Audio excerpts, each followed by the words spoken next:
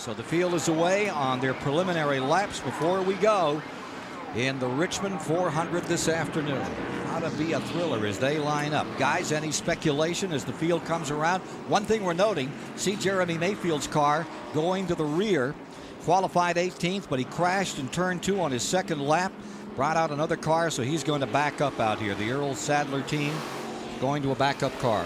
Yesterday, Ken, the temperatures were a little bit warmer. It's colder here today. You see on your screen, everybody's really wiggling those cars back and forth, trying to get those radials really warmed up for the start of this race. That does make a difference. You do need to put some heat into those tires. I think you've seen that in qualifying. The second laps were faster. All the way, every one of them faster. Little winter driving. Mark Martin giving us these pictures from right up front. You're riding in the front row outside that Pontiac pace car. A little further back in the field, there's Derek Cope giving you some shots. Right in front of him is Bobby Hillen working that car in. Getting set here for the Pontiac Excitement 400 on TBS. Live coverage today. See Kyle Petty working down the back straightaway. Every seat has been sold out for some time. The other race here in September at night. Last time we had team cars in the front row. To go way back, 1956, Keith Pfeiffer's team. Buck Baker on the inside and Speedy Thompson on the outside. Dodge and Chrysler, respectively. Now it's the Jack Roush cars, and there's the car everybody's talking about, number 2. That car won 8 races last year. That's the car that won last Sunday at Rockingham, North Carolina. That's Rusty Wallace. Of course, they brought that car here in '92. His first race was that night race in September, and they called it midnight. Buddy Parrott did it for that reason, and it sure cashed in a little before midnight. But we need to point out that, you know, is a current car brought up today. That new sheet metal, how many different things have they done suspension-wise to that car number 2? Shocks and stuff. From Rusty says the car is exactly the same. He feels like he's got a little more horsepower, a little more downforce. Field coming down for a start. As they come to line, rolling off into the lead. Torn cartilage on that rib cage or not, Musgrave shoots in the lead. Good start for Musgrave.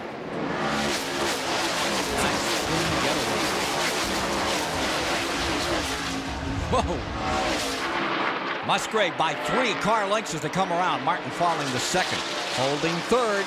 It's Chuck Bound. Rick Maston fourth, going to third, and Bound falls off the pace for a moment. Bound going to turn number 1. Step back, Mass slid under it. Spin in turn 1. Got 1, got 2, got 3 in trouble.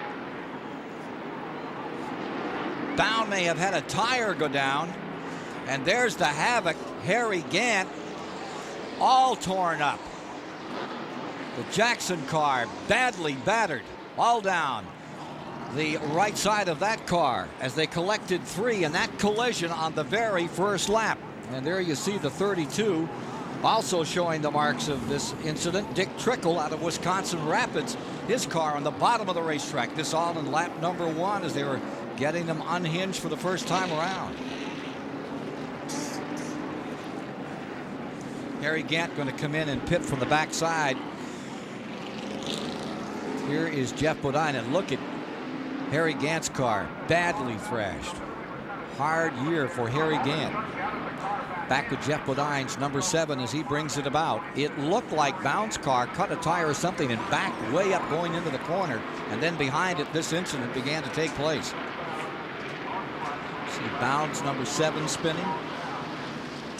There you see Trickle's number 32 in the middle of the track. Let's take another look at it, guys.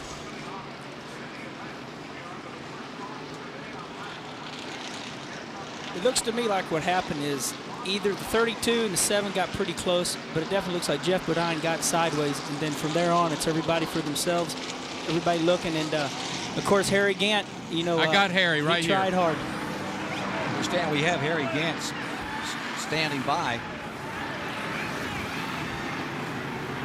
You got Harry Gant. Harry, what happened over there?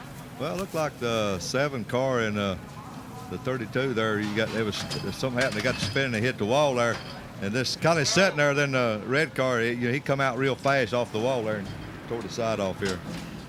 Okay, it's been a tough year for Harry. Maybe we can get it behind us. Back to y'all. Harry Gantz, number 33.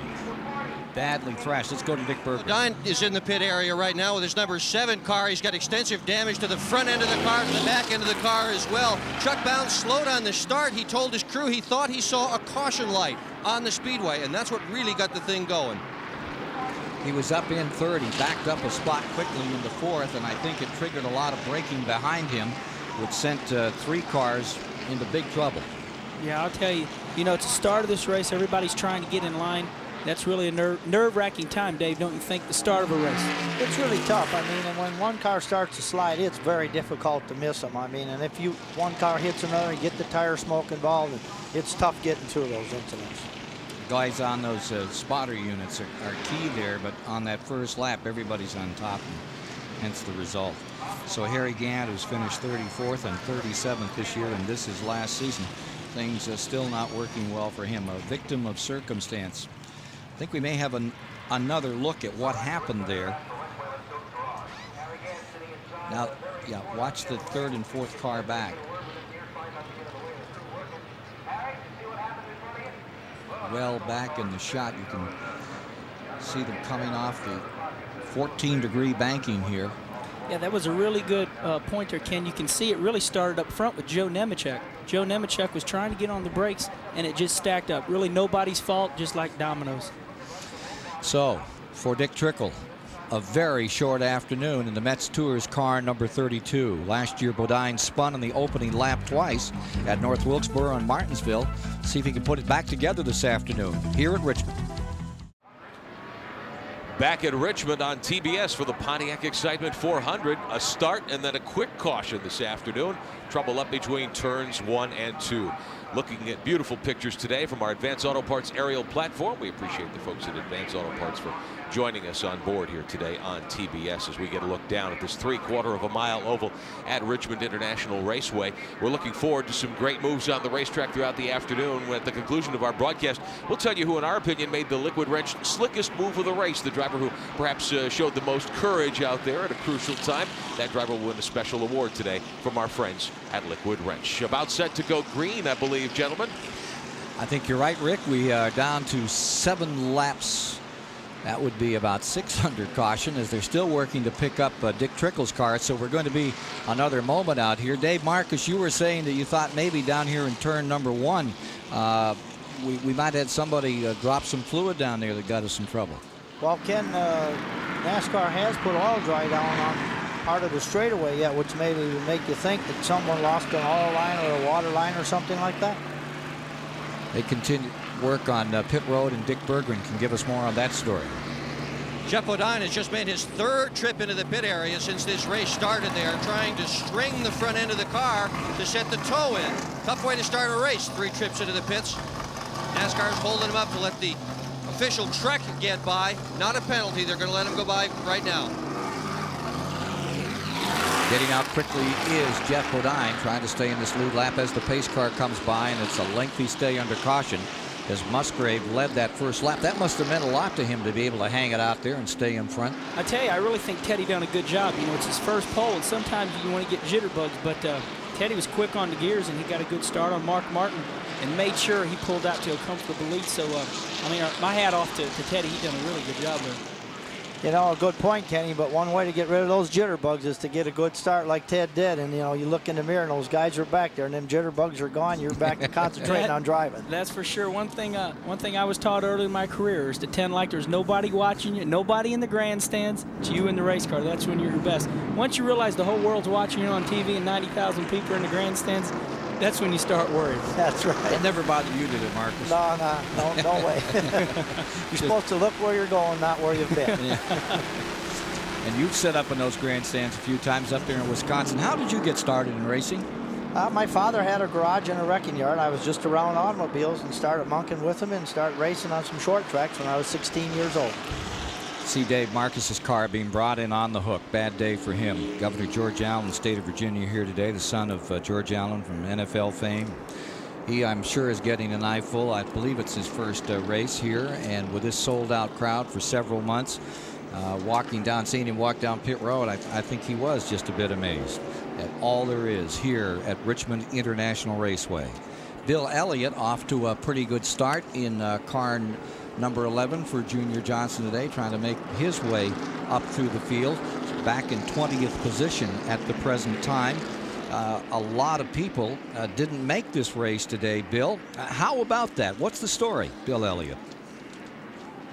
I really feel sorry for the cars out. When I saw the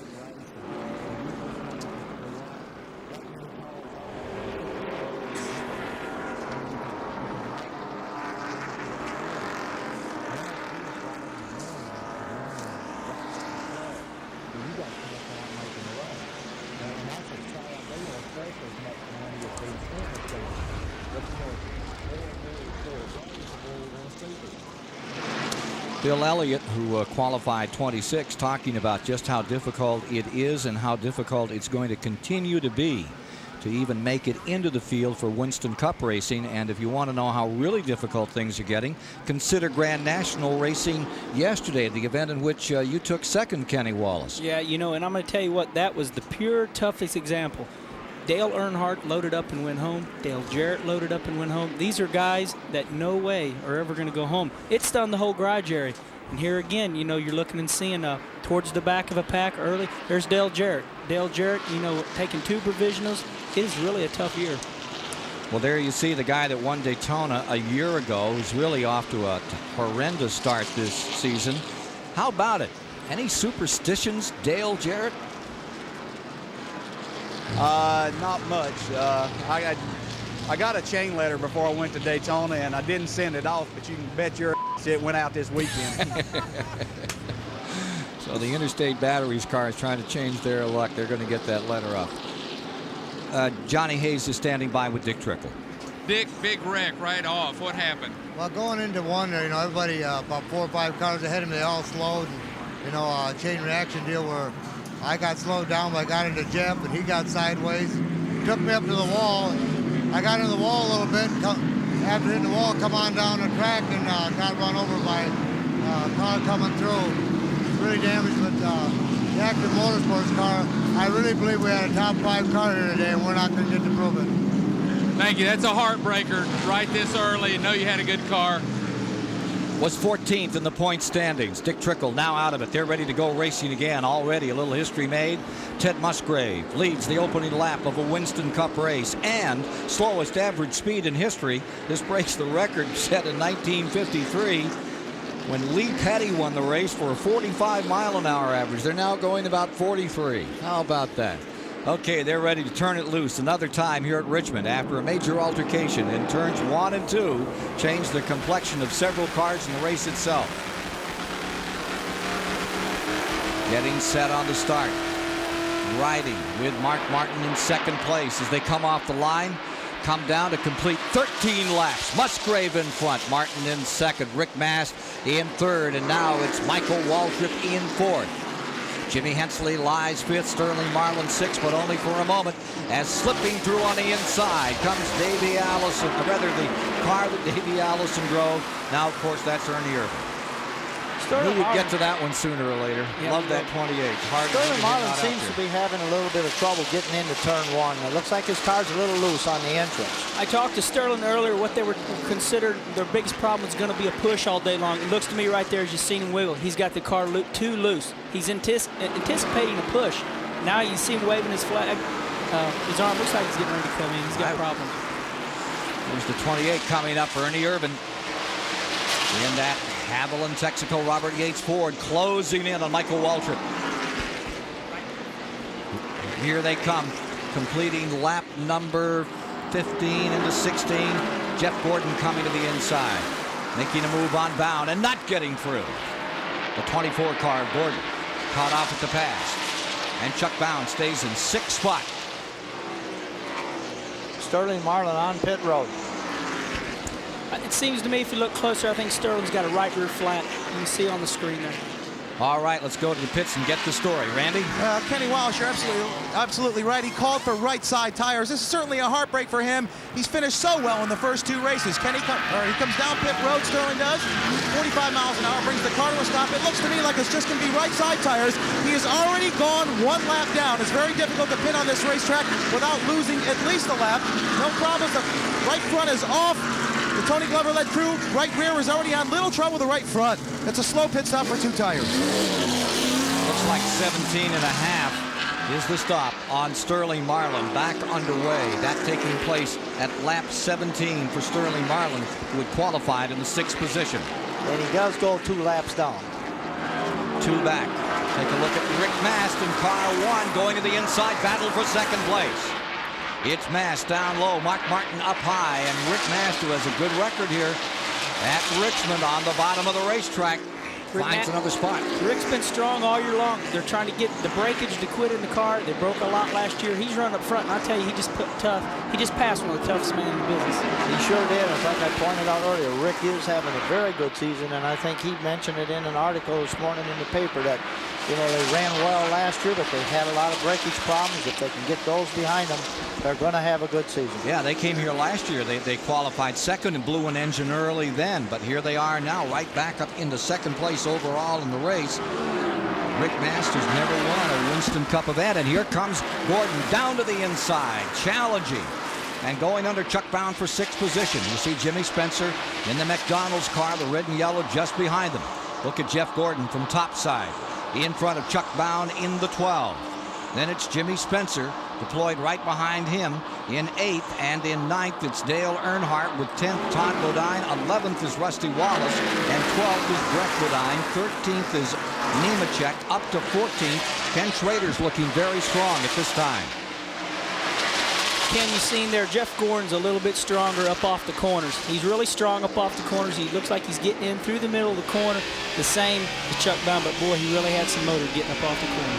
Meanwhile, we're riding with Derek Cope back in the 25th position, the Fingerhut car. You see Morgan Shepherd just in front of him.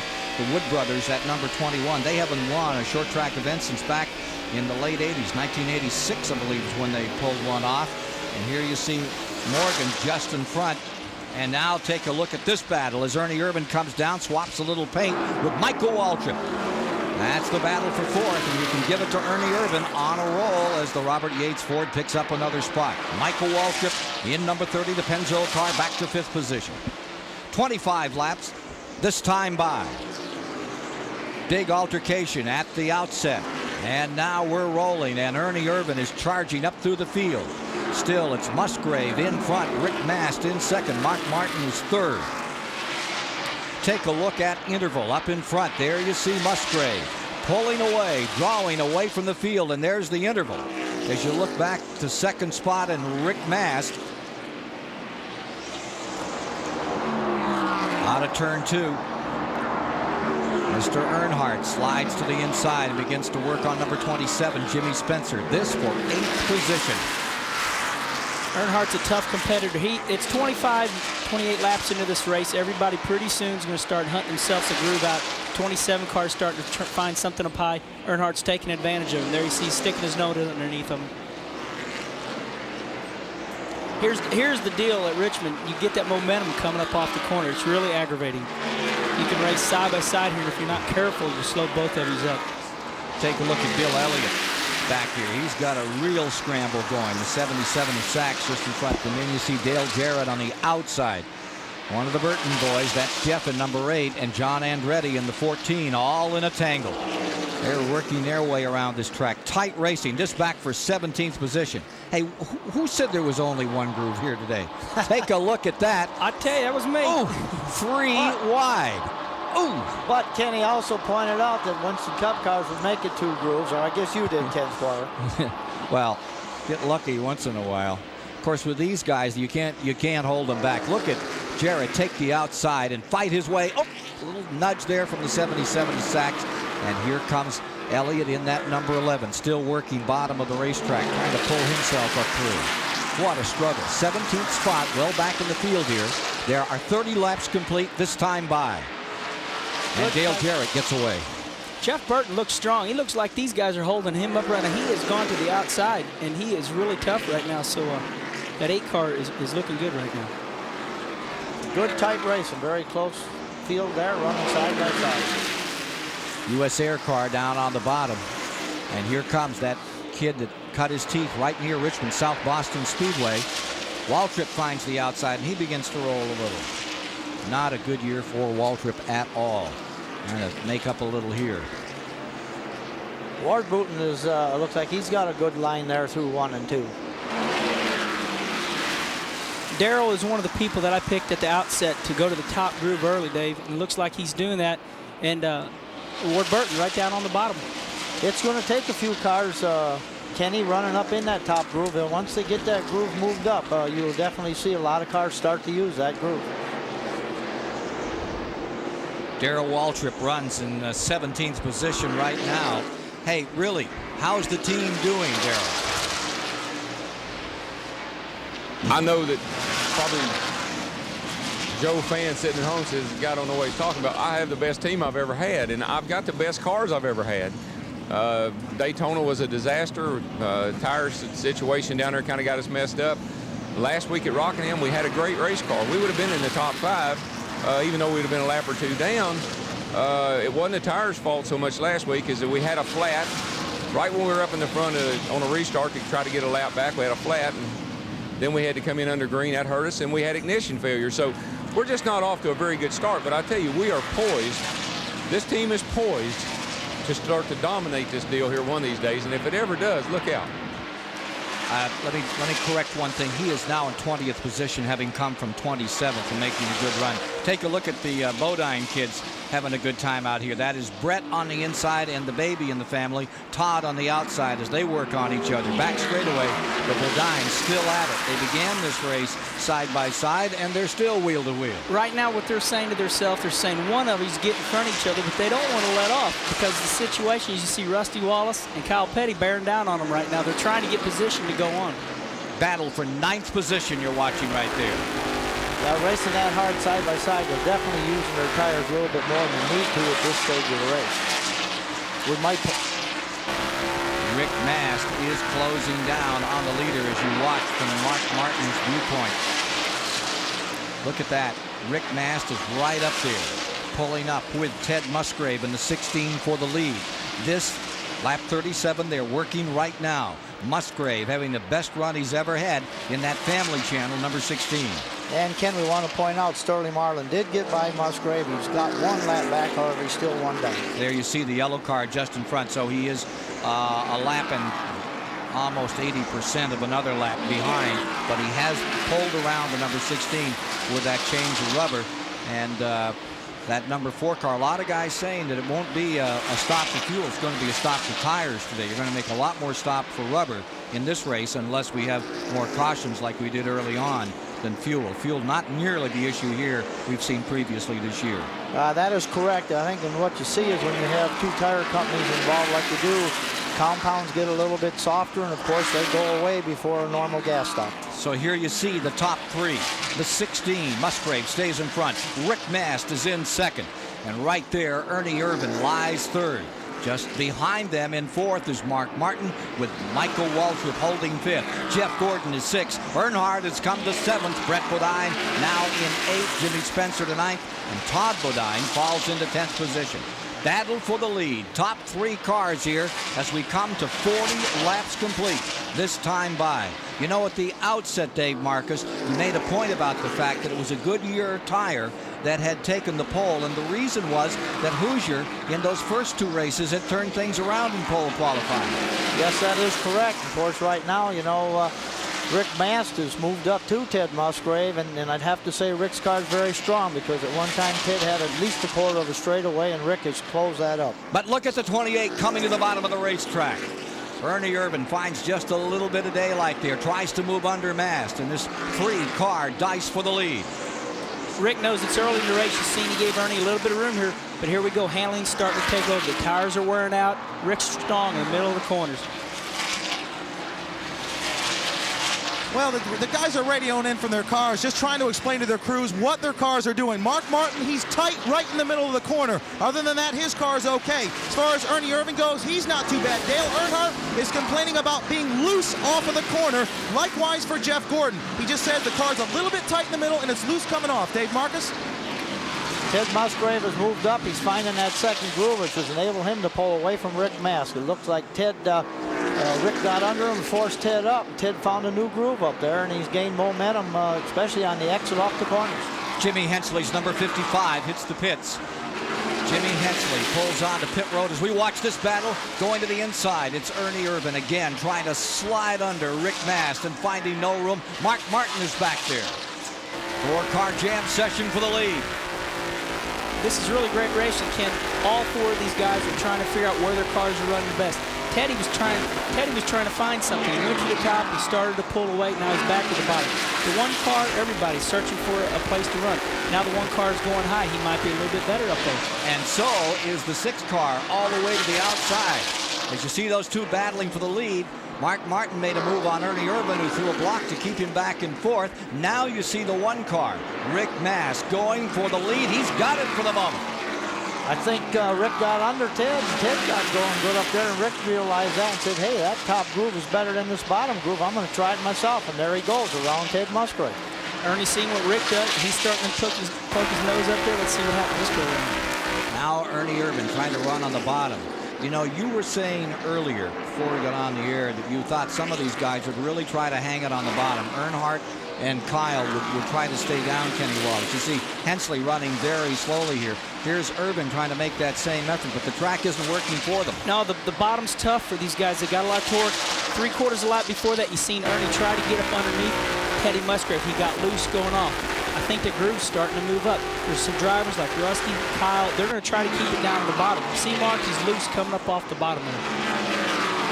Well, you definitely heat the tire up more on the bottom. I think is what you can do. If you can go into the corner with someone equal side by side, you definitely will carry momentum on the exit of that corner, generally pull ahead of them. 49 laps complete this time by as you watch this 4-way battle. This is going to go on for a while, folks, so stay with us. It's live here on TBS, the Pontiac Excitement 400 from Richmond. Pontiac Excitement 400 at Richmond, Virginia. Rick Mast out in front, and he drew away from field. Then in lap traffic got caught up again. Mark Martin has scratched his way back into 2nd position. Ernie Irvan in the number 28 lies 3rd. Musgrave, the pole sitter, has fallen to 4th, and Jeff Gordon is 5th. But here's the story of the moment. It's car number 8. Jeff Burton, who started back in 25th position, is now in 12th. He's moved around Nemechek and Spencer and Schrader, and the South Boston local driver out of Virginia is looking very strong as he closes in on Todd Bodine in number 75. You see him here using up a lot of that racetrack, taking that high line you were talking about, Kenny Wallace. Yeah, that's it. Rusty's having problems staying on the bottom. He's going to the top. These 2 Busch Grand National drivers are strong right now. They're trying to find a way to get around Rusty Wallace. And Wallace is loose out there is the report. He's having trouble, and there's no problem on this Burton car. He's been running the outside when he wanted to and moving through. Car number 2, which was built in '92, has now been outfitted in Ford sheet metal, but they say they're running the same suspension, same shocks as they did in the days when they carried the Pontiac colors. Right now, that car is running a little loose on the speedway. Riding with the X-Side car. And that would be the number 7. That is Jeff Bodine, and he is in the 26th position. Jeff Bodine worked so hard for that U.S. Olympic effort in the 4-man bobsled. His team got taken out for hot runners, disqualified over there at the Olympics and thrown out. He's still out about it because he wants to file a protest. Sounds a little bit like racing. You're trying hard. You're in the gray area of the rule book, but you're going. You ever get caught for hot runners? Not hot runners. But everything else. Oh, well. Dave Marcus is alongside. He's a former pole sitter. When you sat on the pole for this race, you were an independent. Yes, I was, 1971. Yeah, and that wasn't done in those days either. You didn't have independent set on the pole. That must have been quite a kick. It really was. It was a great day, I'll tell you. It was hard to believe, you know, come up here and beat all the good teams. We had all the factory Chrysler teams and that here that time, and I was on the pole. It was great. Well, taking a little further back in the field, you're watching that number 10, and that thing is flying right now. You know the story on Ricky Rudd. He had to fight his way into the field. He's back in 29th. He's knocked off a few cars as he's pulled up through, continues to make his run. He calls this Richmond track his home track. He's in trouble maybe here as those leaders are down to lapping. And you watch Jeff Gordon fighting with Musgrave. This is a battle going on for 4th position. Rick Mast making shambles with the field. I mean, he was lapping cars that we thought would definitely be moving forward. Rick has really got that race car hooked up. Flying. I tell you, this is a great racetrack today. Everybody's racing everywhere. At the outset, I really thought from yesterday's race there'd be a lot of people on the bottom, but these heavier Winston Cup cars sliding up the racetrack, everybody's everywhere. Everybody's high, everybody's low. This is a great race. Look at this race right here. Jeff Gordon trying to get underneath, trying to clear him. Ricky Rudd just got himself lapped. Imagine that. Hard to believe. And look at this fight. Gordon just so easy on the throttle. Ted Musgrave willing to give it his all on the outside. There you see the one-car Mast. He's in front with Mark Martin in second, followed by Ernie Irvan in third. Tight battle among those front 5. Jeff Bodine getting ready to go down a lap. What a great guy. They're holding it down for the leaders. He knows they're coming. He can't hold them off. So you see Gordon moving around and taking 4th spot away from Ted Musgrave in the 16. Musgrave falling to 5th. And guess who's right behind him? The man in black is there, Earnhardt, up to that 6th position. Back with the leaders. There's Mast and Martin. Laps complete, 65. You can see the two difference. Rick Mast is running in a little bit of high. Mark Martin's running a little bit low. Right now, these front leaders are just trying to make laps, but their cars are handling so good, they're just catching up and starting to lap everybody. And now pretty soon you're going to start seeing a log jam. Everybody's going to start getting bumper to bumper. And these are where the veterans come in. These guys are really trying to maneuver the cars to where we don't get no fender benders and keep on going green in this race. You see the 11 and the 21 fighting for the 25th position in the field. There's Shepard coming by, lapping Jeremy Mayfield. Bill Elliott right with him. And then you see those leaders about to overtake, overwhelm, and put down by a lap. Bill Elliott, can you believe it? This early, we're showing 68 complete this time by. Hard to believe. Rick Mast is just, you know, like you say, it's hard to believe he's passing cars really like Bill Elliott and Gordon Shepard. Yeah. I think what's most surprising in this race is it's not one car that is taking off and lapping the whole field. Usually you have one car that sets a blistering pace, and if he doesn't do that, you know, everybody ends up getting lapped down. Right now, you've got Rick Mast, Mark Martin, Ernie Irvan, 3 guys lapping the whole field. 68 laps complete, and it's a big surprise as you see Shepard being put down a lap. You see Elliott going down a lap. Johnny Hayes is standing by with an update in the pits. Jimmy, you had a little trouble out there. You fell off. What happened? Yeah, we did, John. It come a short day. Really started out that last on the first caution. I started missing a couple laps after the restart. Petron Ford just had a short day. That's all you'd say. Dropped the valve or something. Get him in Atlanta, buddy. Next week. Indeed, Atlanta is next week for Jimmy Hensley out as we get to the 70-lap mark, and Rick Mast continues this tremendous drive in front with Mark Martin deployed second and Ernie Irvan in third. Putting a lap on Grissom in the 29 car, coming around to complete the 71st of 400. If you're just joining us, had a major collision right at the start that took Harry Gant's car apart, banged up the Jeff Bodine car, put Dick Trickle out of business. And here you see Musgrave fighting with Earnhardt. Battle is for 5th. Earnhardt works his way to the inside and then pulls back. Hits the bowl another time and fires that arrow deep into turn 3 right on the bottom. And they are getting ready to lap the 21st place car, Lake Speed.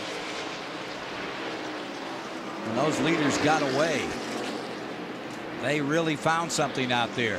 and particularly Mast, and everybody's staying with him, and he's using all the racetrack. Rick Mast, who grew up in Rockbridge, Baths, Virginia, has been coming to Richmond since the old days on the half mile, and he sure is having a run here. Well, all the competitors down here are adjusting tire pressure. Now, both tire companies have a recommendation as to what they're supposed to run. For Hoosier, it's 22 pounds on the left, 32 on the right. But the teams have discovered that by running lower tire pressure, they go faster. And they are all running extremely low tire pressure. That puts the tires in jeopardy. Randy?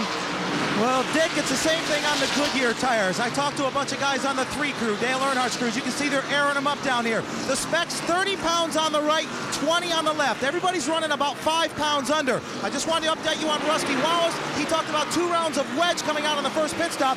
He wants to take tire pressure out of all 4 corners of that race car. All 4 tires. Traditionally, Rusty runs a little lower tire pressure than anybody out there because he has such a great spring and shock combination. Mark Martin just took the lead. There you see Martin into first. Ward Burton's number 31 has come on the pit road. He was running in 34th. Here's the battle for the lead. Martin is first. Mast has fallen to second. It's Ernie Irvan in third. Jeff Gordon fourth. And Earnhardt is moving up. Richmond International Raceway is where it's happening, live on TBS, the Pontiac Excitement 400.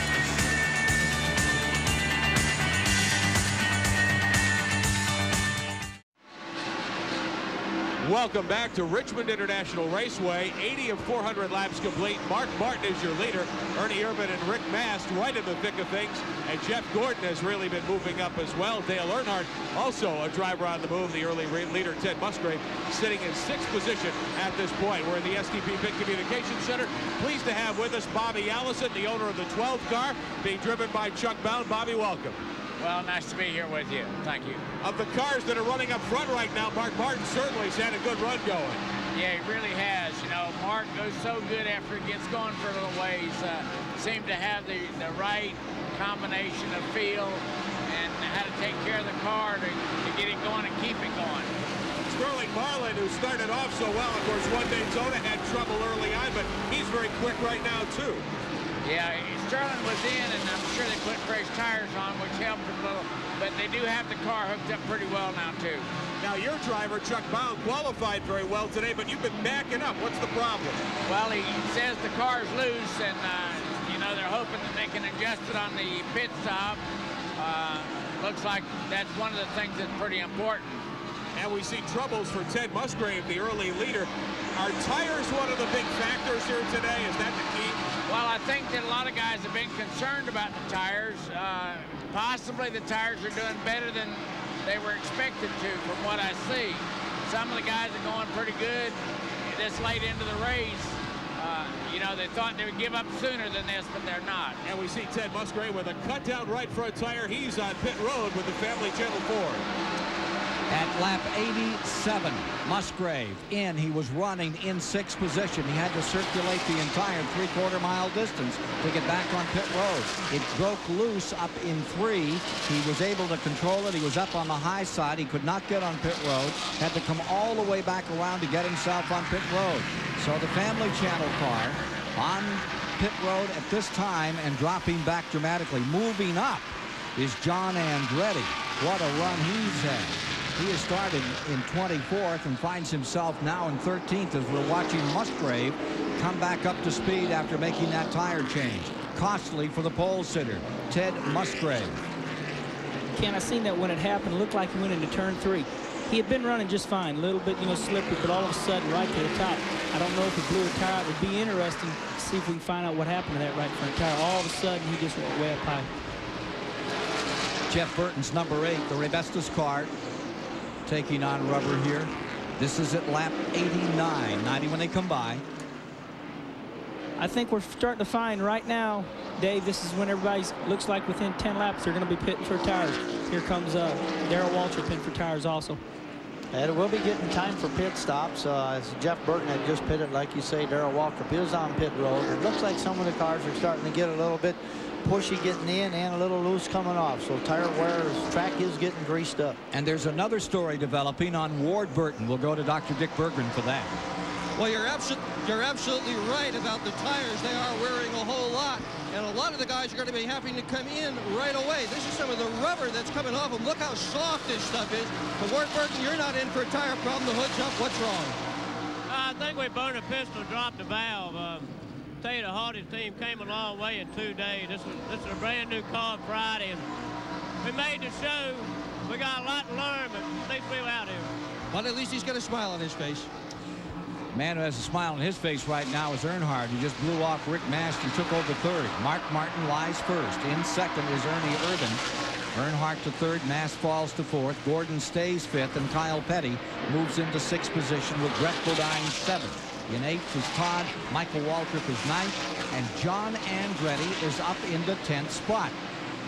And here comes Chuck Bound on the pit road. Let's go back to the STP Pit Center. Bobby Allison, your car on pit road for its most recent pit stop. Are they going to change tires this time? They're going to do a 4-tire stop. The guys have really worked hard to get that down pat. Our jackman got hurt in Daytona, and Scott Hewitt's jacking today.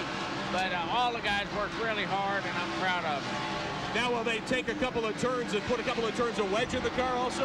Well, I didn't look at the thing close enough to see, but I know that they adjusted the tire pressure, and maybe that'll do the job.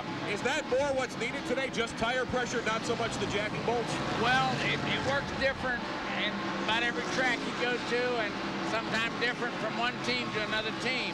But that's one of the ways that Jimmy Fennig has worked on the chassis for the guys, and you know, cranks and bite when they need to do that, but whatever. He's been with you for a long time, I know. And Chuck Bound, you've got one of the great young drivers, I think, in this series. Well, and I've known Chuck for quite a while. He's been in the Busch series for quite a while, and I really like him a lot, and he's putting a good effort out, and we just hope that we can get everything working together. We look forward to seeing you in victory lane before much longer. Bobby Allison, thanks for being with us today. Thank you.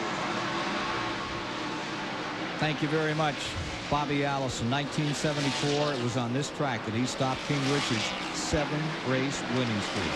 That was 74. Real honor to have Bobby Allison with us for a moment. Take a look at John Andretti, number 14, up on the outside and around Todd Bodine. That puts him into the top 10 to 9th position. John Andretti, who started this day back in the 24th position, just flying through the field.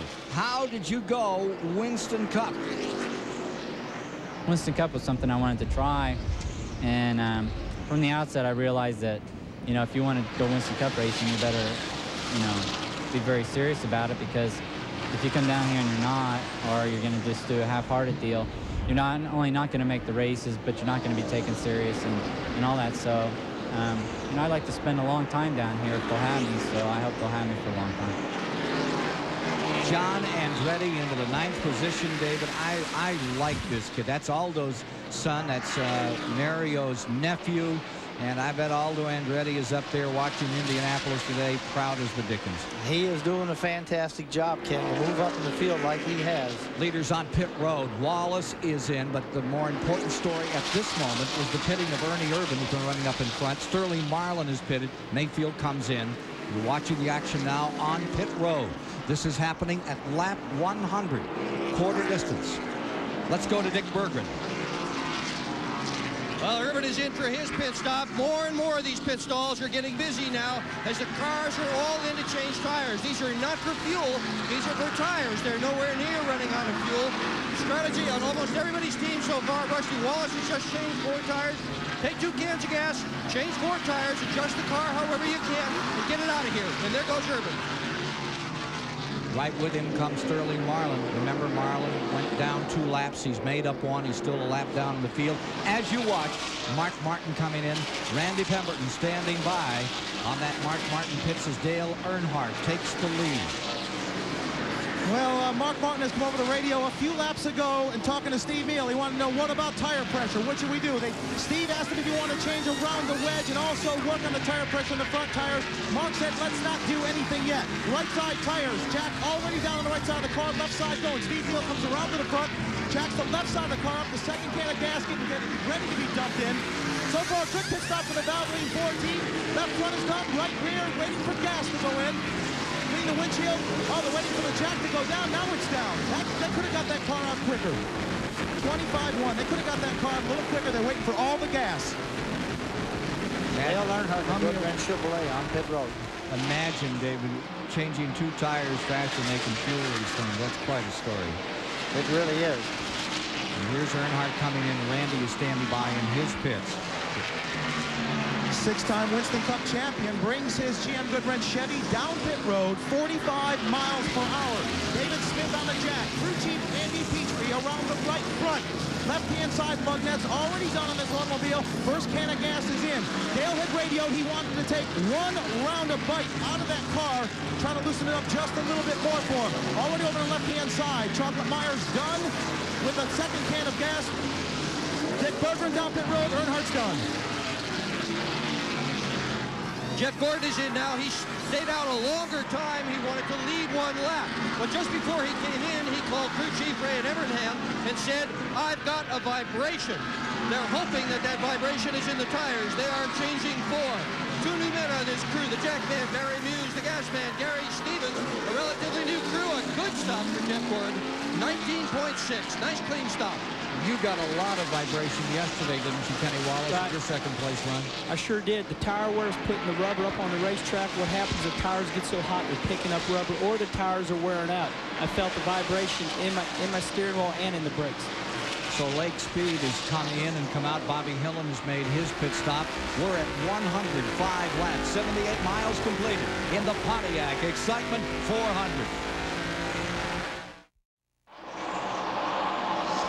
With 112 laps, 84 miles, and the 300 to be run completed. The leader is Ernie Irvan in the Robert Yates Ford, the car that won here a year ago over Rusty Wallace.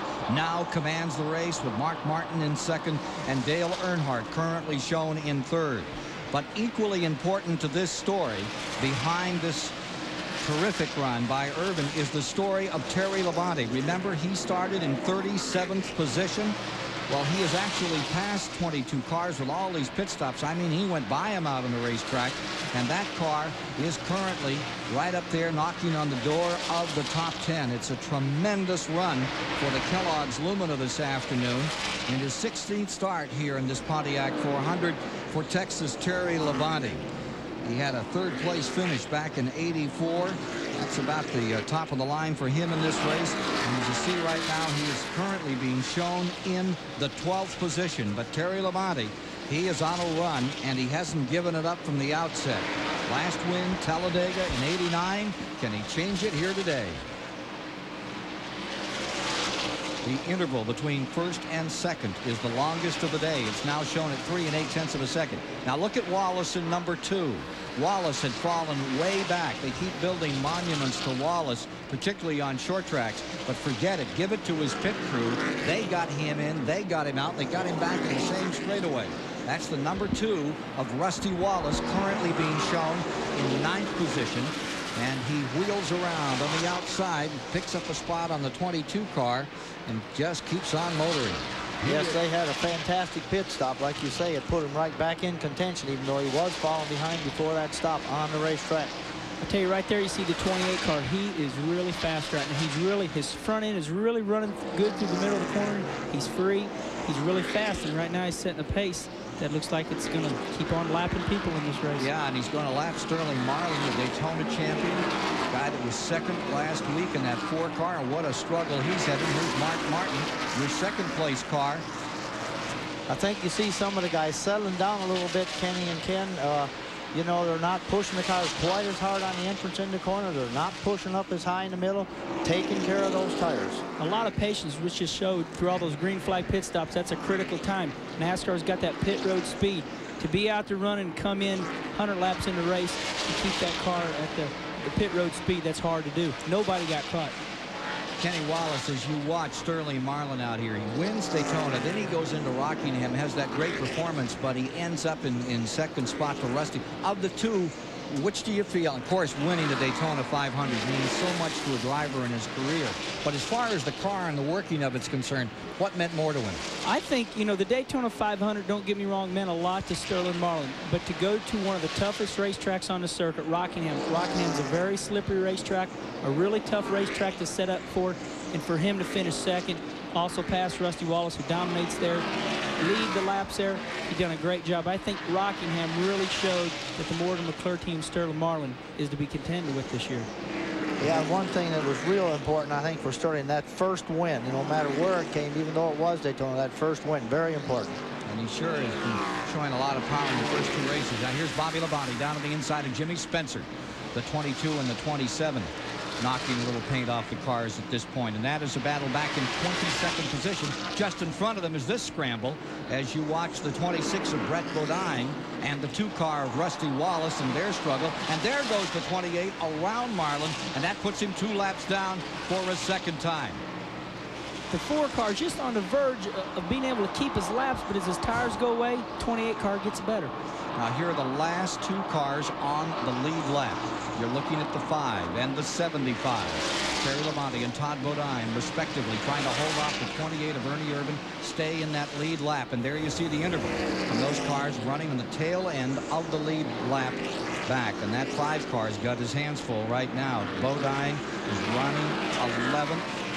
Todd Bodine, the 75, and the 5 car of Terry Labonte is in 10th. And you can see that car number 28 moving in, getting ever closer to putting him a lap down, Dave Marcus. And I'm sure Ernie's looking at him up ahead and say, there's Terry Labonte, Chevrolet versus Ford. I'm sure would like to put him a lap down because he is definitely a contender.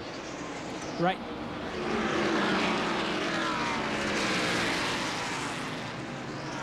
Todd Bodine had a good run going at Daytona, but there's some questions about that Randy Pemberton posed to the young man. Hey, looking back at Daytona, have you gotten over that yet? I mean, I know you're probably a little mad at Jeff, to say the least. You're over it because you had a heck of a run going. Well, that's the way we look at it. You know, you can't turn it back to hands of time. You can't do anything about it. So there's nothing to worry about. There's nothing to be mad at, or you just wish it didn't happen.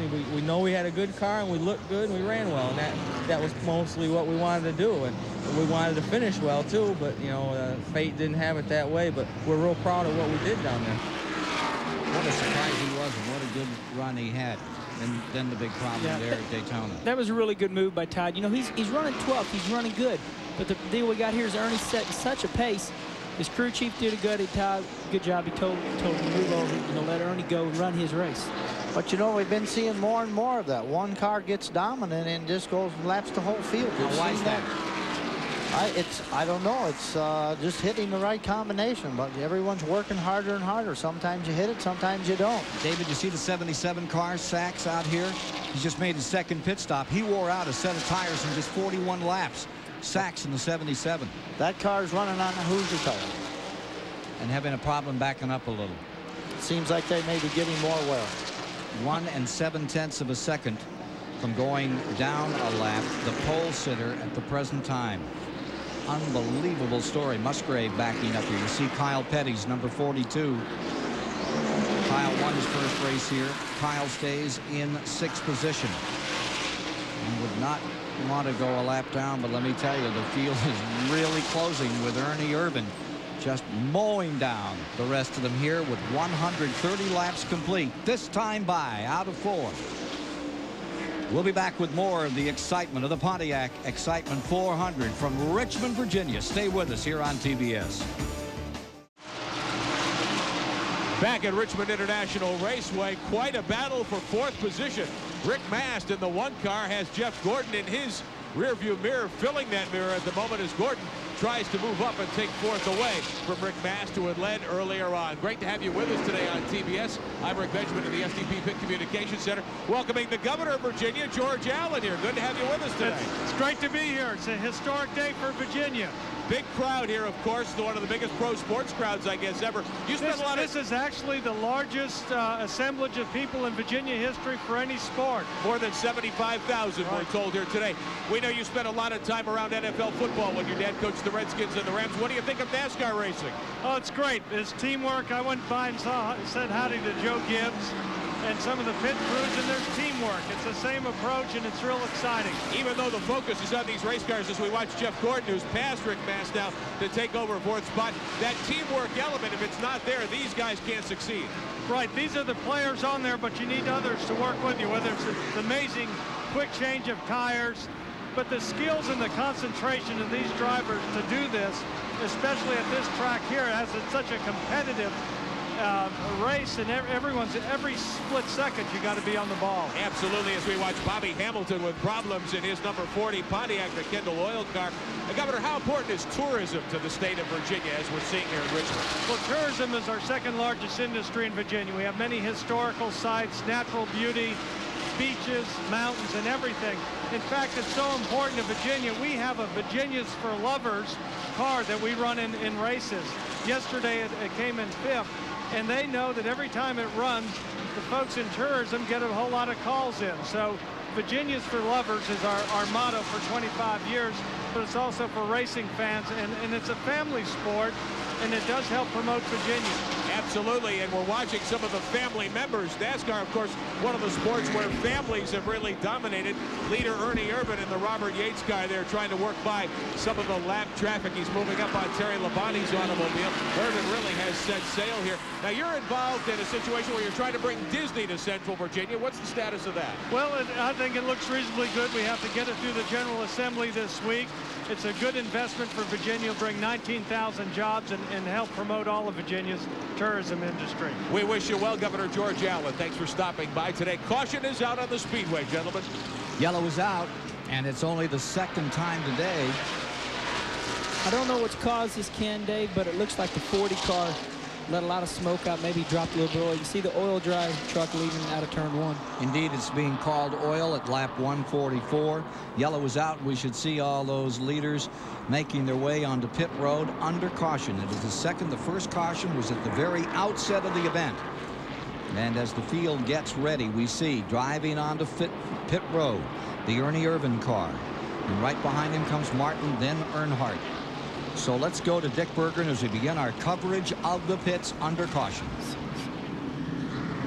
The top 3 are all coming into the pit area. Ernie Irvan's biggest complaint, he cannot see. The windshield is all oil, apparently from that number 40 car. He asked for that windshield cleaned even more than he wanted to have anything else done to the car. Even now, he's pointing at the windshield saying, do a better job, I can't see. They've got the right side tires on. This is a very good pit crew. And Martin has asked for 2 rounds of wedge. The right side tire is already on. Ernie Irvan having trouble getting out, but Martin is already done with left-hand side. He's down and away. Earnhardt wins the battle off of pit road. Top 3 all out. Great coverage on the pit road of those 3 leaders. How about that one, Dave? Super stop by all of them. However, Ernie Irvan did have to put the car in reverse and back up for Kyle Petty to get it on. Otherwise, I think he would have been first off the pit road. Yeah, that's going to put Dale Earnhardt in the lead. And I'll tell you right then, that was probably the most important part of this race. Lap 143, 144. The leaders now got the pit, take their time, and do the chassis adjustments that they need to do. It's going to be important to watch these guys now. All right. We're getting set here. Quick question. If you were to coach this guy, Dave Marcus, what have we learned? What would you tell him from what we've seen? Not that Kenny Wallace needs any help. Well, take care of the tires. These race cars weigh 3,500 pounds. You've got to learn to take care of these tires. What have you learned watching? I've learned a lot. You know, Dave is a great race car driver, does a lot of testing for the tire Goodyear. One thing I learned last year, 3,500 pounds car, the tires start wearing out, sometimes slow up, be easier on the tires. You drive too hard, you push the tires right off the car. 145 laps are now down in the 400-lap contest today. It's race number 3 of the 1994 Winston Cup season, live from Richmond, Virginia. Stay with us. Oh, he hasn't changed. Yeah, Hal Needham, who put together a great team and really helped so many people to understand just how truly great Harry Gant is as a race driver. Burt and Hal. Great story in racing. We keep hearing that Needham might be back. We might get back that story a little later. Let's get back with the race just under green. 151 laps complete. Boy, for a 3/4 mile track, they hustle on this thing, Dave Marcus. They sure do. And of course, that was a good restart. You see Darrell Walter battling very hard to Dale Earnhardt, trying to get back at one of those laps that he lost. Yep. Yeah, Darrell Walter, I believe, is down. They're showing him 2 down. He's running Earnhardt hard, and he got him. Sure did, and Sterling Marlin picked up there too, and here comes Musgrave, the pole sitter, trying to get his lap back in 16. Top 3 cars are all down laps. They just got themselves on the lead lap. Check out your favorite driver here at the 150 lap mark with Earnhardt, Irvan, Martin, those top 3 guys, and we've got some people making up some laps on this restart. Maybe some of those veterans are willing to let people go at this point, Dave Marcus. I would say they certainly are, Ken. You know, again, we pointed out you have got to take care of the tires. This is a short track. The key here is keep the tires on the race car. You will do better in the longer run than if you push the car too hard early, you give the tires up, and then down you go. So it's okay, perhaps, to let these lap cars go away, not be intimidated by the fact they're around and the strong numbers, big names. Let them go. Just do your own thing. I think is what you have to remember is you don't want to do it, but it is really better to do it and just let them burn their tires off, because you know just from the last 150 laps that when they took care of their tires, you pass them back. Patience is a big thing, something I've taught myself and I'm still learning. Right now you've got 6, 7 cars on the lead lap. They know they're on the lead lap. The other guys trying to get their laps back, they're running so hard, they're really working themselves hard. Those guys, you know, there's 7 of them on the lead lap. They're just cruising right now, and everybody else is working so hard. 11 cars actually on the lead lap. They are Irvan, Martin, Earnhardt, Wallace 4th, Mast, Kyle Petty 6, Jeff Gordon, Brett Bodine 8, then Todd Burton. In the 10th spot would be Terry Labonte, and 11th is Musgrave, and he is going a lap down. Just getting caught up out here. Some very hard racing going on. Todd Bodine racing Terry Labonte very hard back there in the pack. And Jeff Gordon going around Kyle Petty for 6th spot, making his move. That came at lap 155. 400 laps the distance. It's live from the Richmond International Raceway, where the Winston Cup sets up its tents twice a year, now and then in September on a Saturday night. Every seat sold out for this event. They keep adding seats, but they can't stay in front of it. This 3/4 mile track is so perfect. It has the feel of a super speedway, and yet it's really down home, funky short track racing, David. It really is. You know, it's now we got a Burton car in trouble. We just saw, Jeff Burton in number 8 went way high and way off the pace up there in turns 3 and 4. He's down across the line. He picks it back up again, but looked like he was heading for the wall for a moment. That was Jeff Burton in number 8. Let's get back to this racetrack and why it keeps attracting more and more people. Well, like you say, it does have the characteristics of a super speedway. Got a long front straightaway. You got a real nice, wide, smooth surface going into turn 1. It really invites you in there. However, when you get in turn 1 too deep, it's very sharp to turn to hit up off of turn 2 up the back straightaway. It's a very tight turn.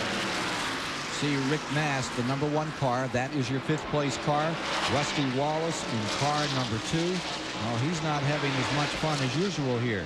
He's won so many races at this racetrack, but he's having to look up from 4th at the present time. Remember how he's dominated here, just gone out and mowed him down, much like Ernie Irvan has today in these early laps. He's having to fight his way back into this in car number 2. But the key, I think, with Rusty is what Kenny just pointed out. Patience. Rusty does have patience. He knows what it takes to win at Richmond. Meanwhile, that leader, Irvan, Martin, they continue to drive their own race as you watch the number 2 car in 4th. Let's go to Dick Berger. Well, Ken, I just talked to Buddy Parrott, who is Rusty Wallace crew chief, and I asked him that same thing. I said, gee, we expect you to be running better today. He said, wait, you just wait. There's more in that car. I think so, too. I really do. What do you think? It's your brother. Well, you know, I don't want to comment on him too much because he is my brother. But, you know, in the back of my mind, this is Rusty's style right now. You know, for all the viewers out there watching this race, they know this is Rusty's style. It come along with the radial tires. With the bias tires, he was very aggressive. We'll just have to wait and see. You know, it's the one thing about the 28 car we talked about with the late Davey Allison. This car runs really good here. He's got to be a big concern of Rusty's right now because he's running so good right now. Well, as you watch these 124, this bat a little further back, that's 5th. Rick Mast in 24, Jeff Gordon in 6. Radial tires, seems to be what a lot of you have been saying, is they're making for more single file stuff on these size tracks than the old side-by-side racing we got on bias ply. Right, Ken, what's happened is these tires, they got what we call a scrub patch. It's the area of the tire that's hitting the ground. They don't like to be abused. The old bias tires, they could rotate and be very flexible. They wouldn't be bothered. These tires don't like to be abused. And what happens if the leader's coming up on a lap car, got to let him go because they'll use up all your tires. You'll be pitting earlier and you've used them up. So the tires are making it more into a thinking man's race.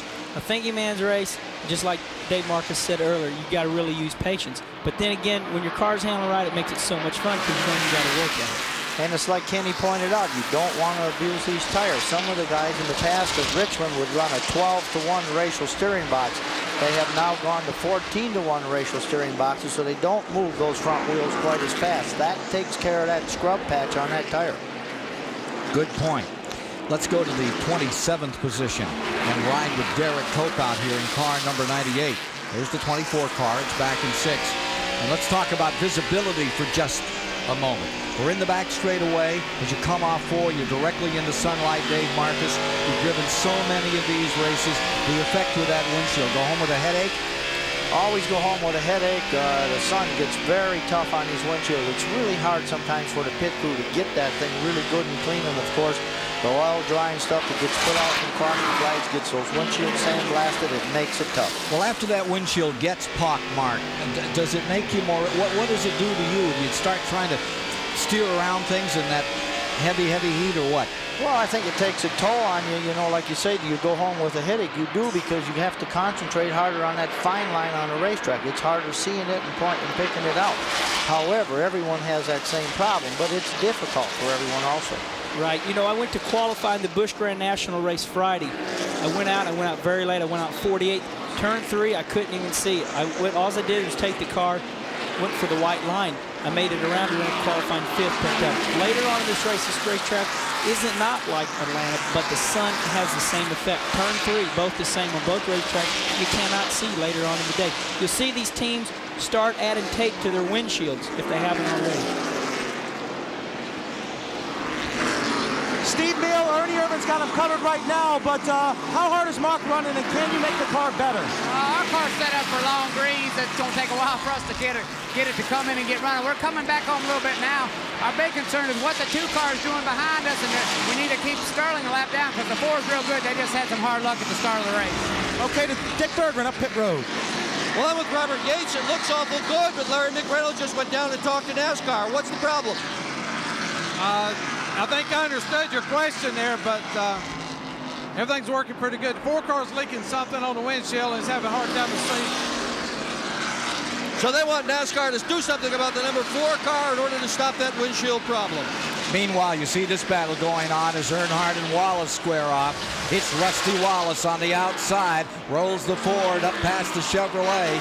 It's Rusty Wallace taking over in 3rd as he goes headhunting for Mark Martin and Ernie Irvan. Earnhardt stays on the bottom and with him. But as Kenny Wallace pointed out, Rusty Wallace is driving his race, easing it on up through, folks. About to put a lap on Musgrave. We're at 174. That's really surprising right there. I'm surprised to see Rusty go to the top. He's a bottom of the track race car driver, which is the fastest way around the racetrack. But the track is different right now. He's smart and went to the high side and took the spot from Dale. And now Dale's going to follow him, and he might look doing the same thing. Here comes Dale. They both like that bottom lane here. And that bottom lane at this track as the race goes on can get real troublesome with the buildup you get off all that speedy drive they lay down. What's going to happen is whoever runs the most at that place, it's going to get wore out. If everybody runs the bottom, that's going to be the hardest place to get around because there's so much hot rubber down there. Everybody's searching for the best pavement on the racetrack. So that'll sort itself out as the race goes on. Sometimes you see Dale Earnhardt go to the top of a lot of racetracks. He'll be the first one to go up there. He's searching for that new, cool pavement to get a better bite. I think you see Rusty working that high groove, like you pointed out, a little bit more than what we're used to seeing him. He's wanting to get up in that high groove and take care of those tires, keep them cool. Certainly one of the most popular drivers here is running right in the thick of things. That's car number 11. Bill Elliott back in the 17th position. Trying to sort himself through this jam session. Just as we come back, it is a crash in turn 1. Todd Bodine spinning just seconds ago and getting collected just at the exit of pit road. Todd Bodine's number 75. Badly thrashed, at least 2, maybe 3 cars involved. I believe I seen the 15 car of Lake Speed and Todd racing pretty hard. We look at a replay here, maybe we can see what happened. I was watching that race a little bit earlier. I noticed it started way back just beyond the flag stand here in the front straightaway. You can see the black tire marks. Well, it was in that whole scramble of cars we were showing earlier. He was running in 15th position. So he's got a tire down and he's dragging that car back into the pits. And Ernie Irvan is taking this opportunity to bring the lead machine back on pit road as well. Now here's another gander of what happened down here going into turn 1. Yeah, you can see that the 15. Hard to see anything. We needed to back up a little bit, but definitely the 75 and the 15 got into it. Let's go to Dick Bergman. Back in the pit again with that number 28 car with exactly the same problem. The windshield is badly oiled.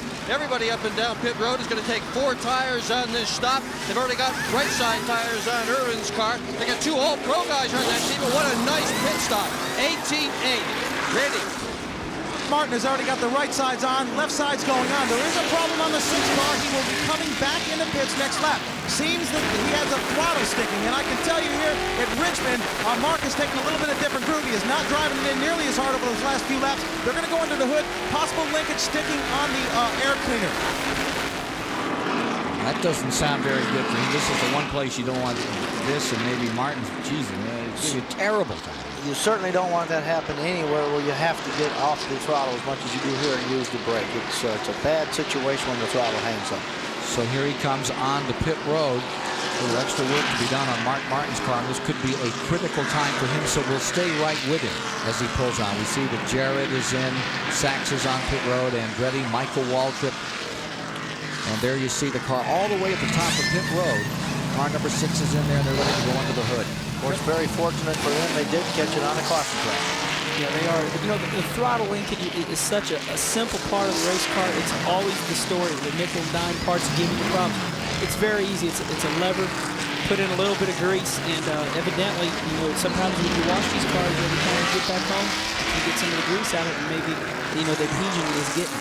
The famed fist hammer treatment seems to have taken care of car number 6 and got him back out there with 191 laps now complete in the Pontiac Excitement 400 this afternoon. Little change of situation there from Mark Martin. Had things going well. He completed 143 miles.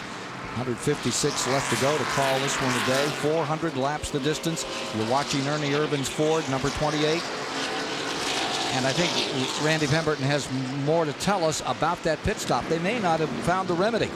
Well, Steve Meal had the right fist going on top of the air cleaner, but Mark went back out. He knew it immediately. He said, guys, still sticking. So we're going to spray a little WD-40 on it this time, man, and we'll see what happens now. But Mark said it immediately it was not right. So, well, they're giving it 1 to go, so this is not good for the 6 crew. Yeah, they need to bring her back in and squirt some of that liquid winch on it. Probably yeah, I think what we're seeing here is talking about Steve Meal taking his fist and hitting on the air cleaner base. Evidently, maybe the air cleaner base has turned a little bit, and it's sticking on the throttle as Mark is going back and forth. It runs very close under there, and if Steve hit it on the right side, what he's trying to do is just cock it, bend it over to the right a little bit, get it up away from that throttle linkage on the left-hand side. We're ready to go racing. We're at 192. The lights off on the pace car. They're ready to come down, and 6 did not take the... 6 car stayed on the racetrack, did not come back in. Anybody has a passenger car at home, you know when you put the air cleaner on top of the carburetor, it's very close to your throttle linkage, but even closer on a race car. And if, you know, within a 1/4 inch, if something gets hit, bent, it's really close. It can hang that throttle up. Well, let's see what happens on this restart as they bring them down. It will be Irvan first, Wallace second, followed by Gordon, Earnhardt, Kyle Petty. Back in 6 is Jeff Burton, Terry Labonte. From 37th up to 7th, Rick Masters 8th, Brett Bodine 9th, and Mark Martin is in 10th.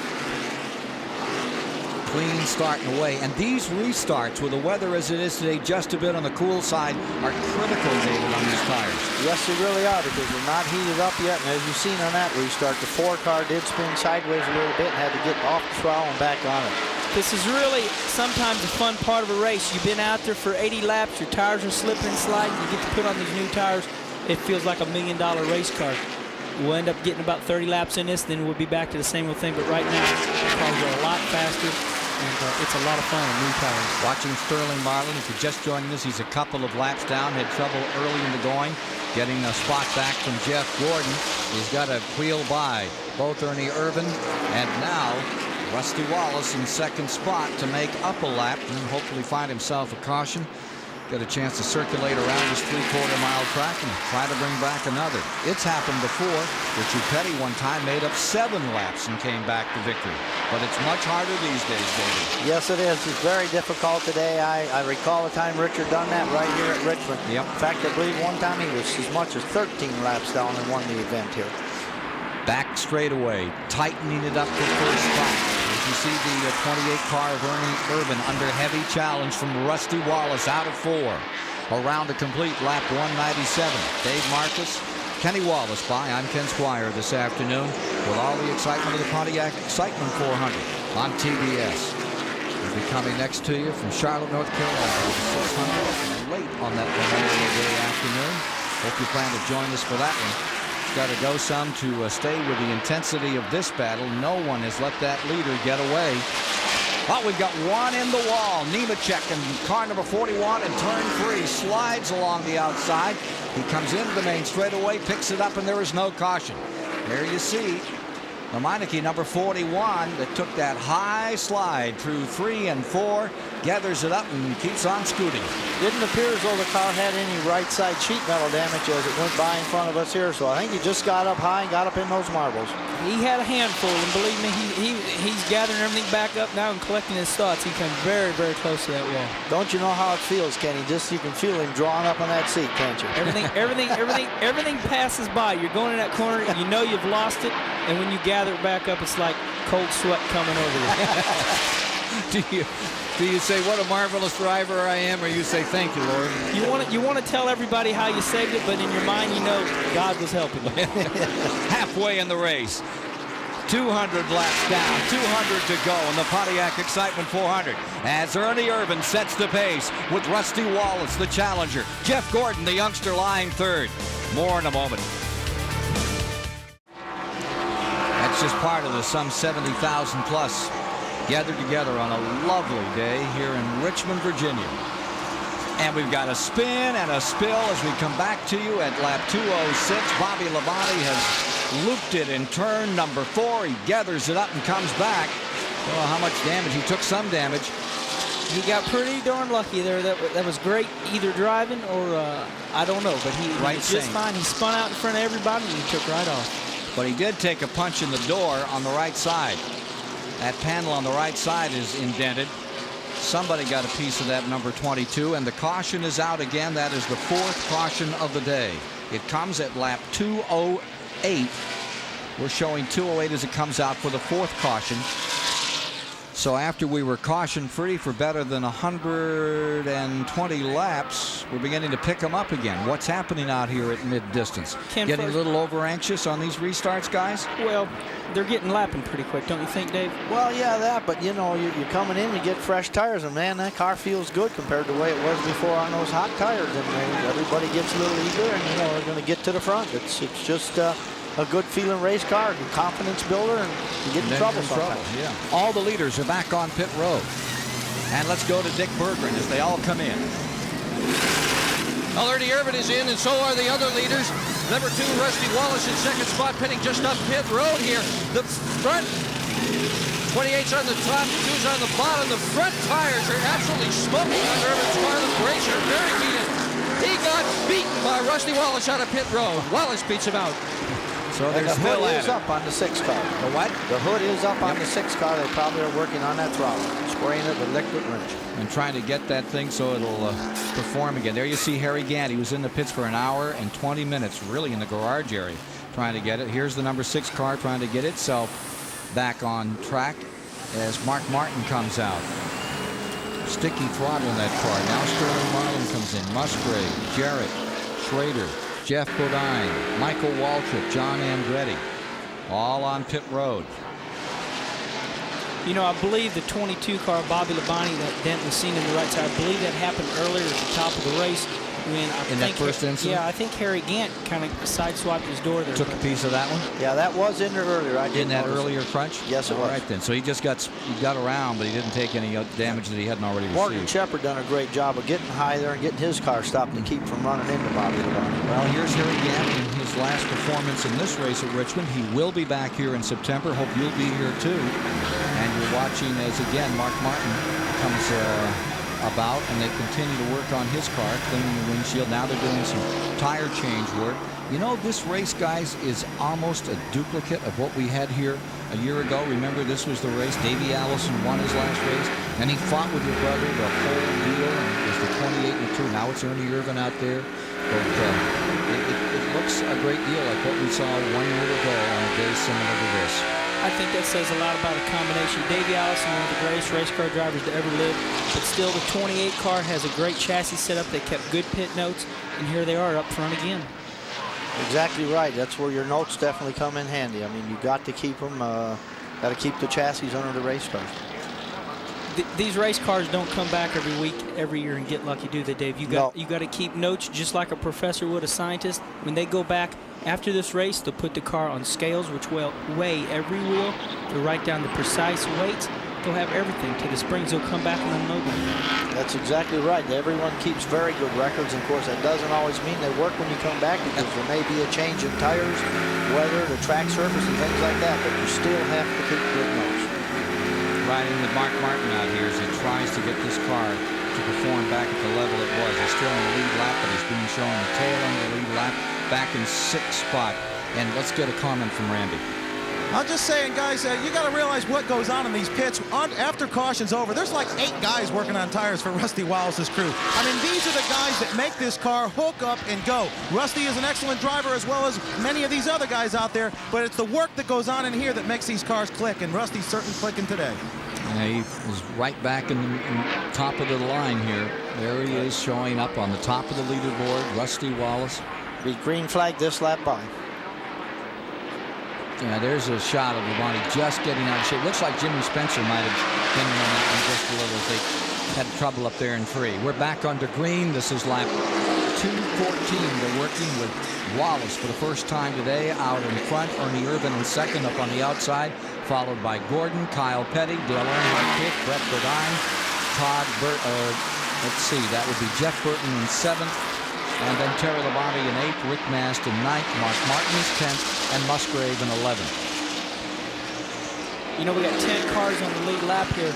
Those guys on the outside lane on these restarts, you know, every once in a while have a little problem with the guys on the inside. The guys on the inside are 1 lap down. On the outside are the leaders. Look at Ernie Irvan trying that outside line. Working it pretty well up there. He's got some lap cars that he's working with. There's Musgrave, and he seems comfortable there, staying out 8 or 9 feet. Remember how Richard Petty used to win all those races right up there all the time? In fact, he used to go out that last hour and just work his own line. He'd work way up, what, 3 or 4? You'd be, what is he doing out there? Well, Richard spent a lot of time in a lot of races working that groove up during the event. Late in the race when he needed it, he had it, and he won many races by using that high outside groove. Wilkesboro was a classic example. No one ran as high as Richard did. Ned Jarrett tells a great story about running on dirt, where he spent a whole lot of time on building a cushion on the outside. Went 5 laps down, the car owner went berserk.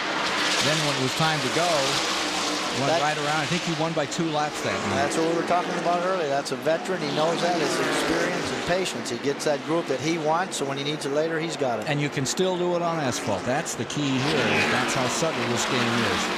Take a look at this struggle. There you see the 8. That is Burton, and the 5, Terry Labonte. That struggle is back in 7th position. Terry Labonte, who started dead last, and here's Mark Martin looking him over for you. The Pyro car giving you these great pictures. You got Rusty right now setting the pace out front. Of course, Rusty can use that racetrack right now to his advantage. He can coast down in those corners, take it easy through the middle, let that car drift a little high on the exit of the corner, and take good care of those tires. No tires pressuring. See the 14 car of John Andretti is fading back a bit. He's had a really good day in the financial world luminaries, starting 24th and all the way up into the top 10. But it seems to be a development, probably an engine problem or something. It is backing up on John Andretti, and that driver does not back up. Ken, I think I've seen him just make a late pit stop after the rest of the car, so I believe that's what dropped him back. Evidently, they had a problem. Now he's falling down there on the inside, and the whole field's eating him up. They're heading him for lunch out of turn 2. This is some good racing in the back. These guys aren't really where they want to be, but they know they can't hold up. The 2-car Rusty Wallace is out front. 30, 40 laps. You know they got to keep running hard, or else they get lapped.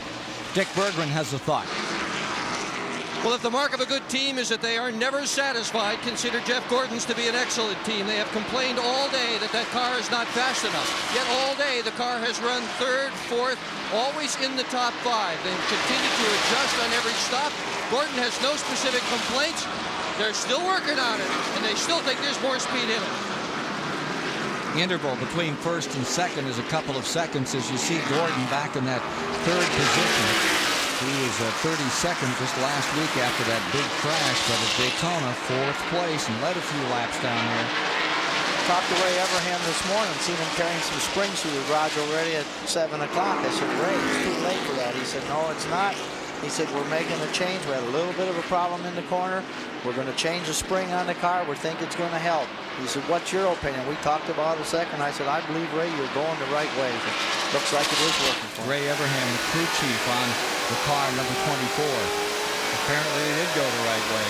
Now you're riding in the Excite Batteries car.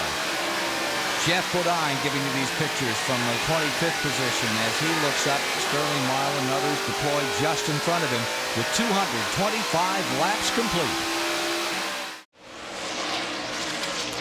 Completing 232 laps here this afternoon. 174 miles are down, just 168 laps to go.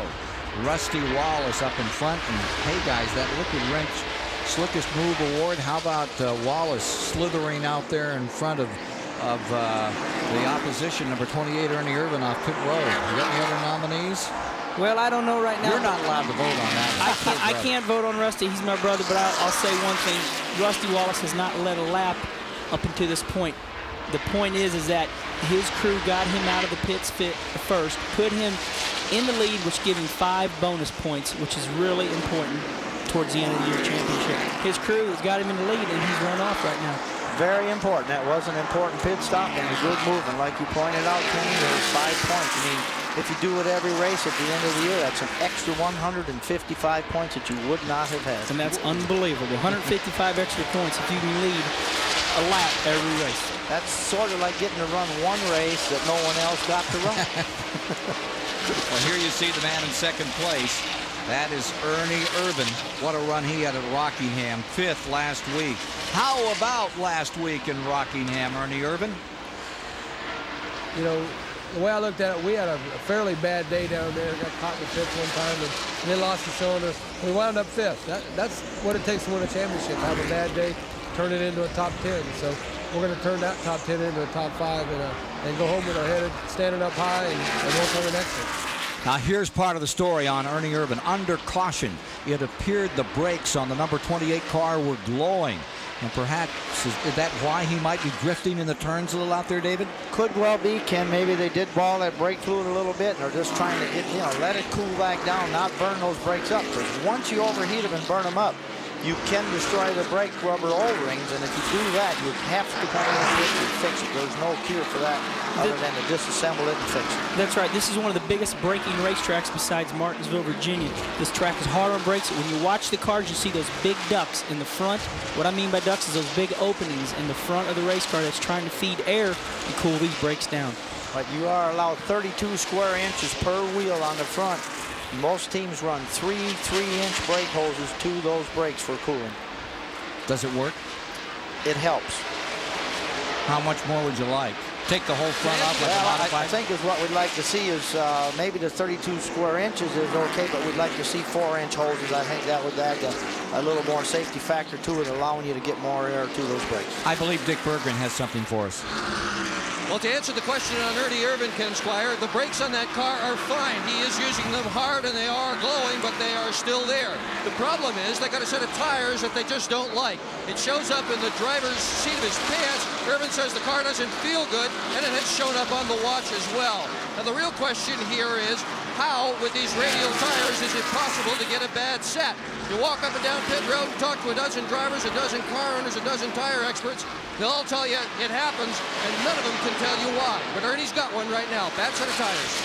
Well, we may not know the whole part of the story. I mean, it could just be such a thing that they played a little bit with tire pressures, and we're not aware of that, and they're not telling you. But also, some teams did say at Rockingham, I believe it was the #1 car, Rick Mast, that they found a 1/4 of an inch difference in tire stagger, and that is very rare for the radial tire. Normally, they are all exact same size.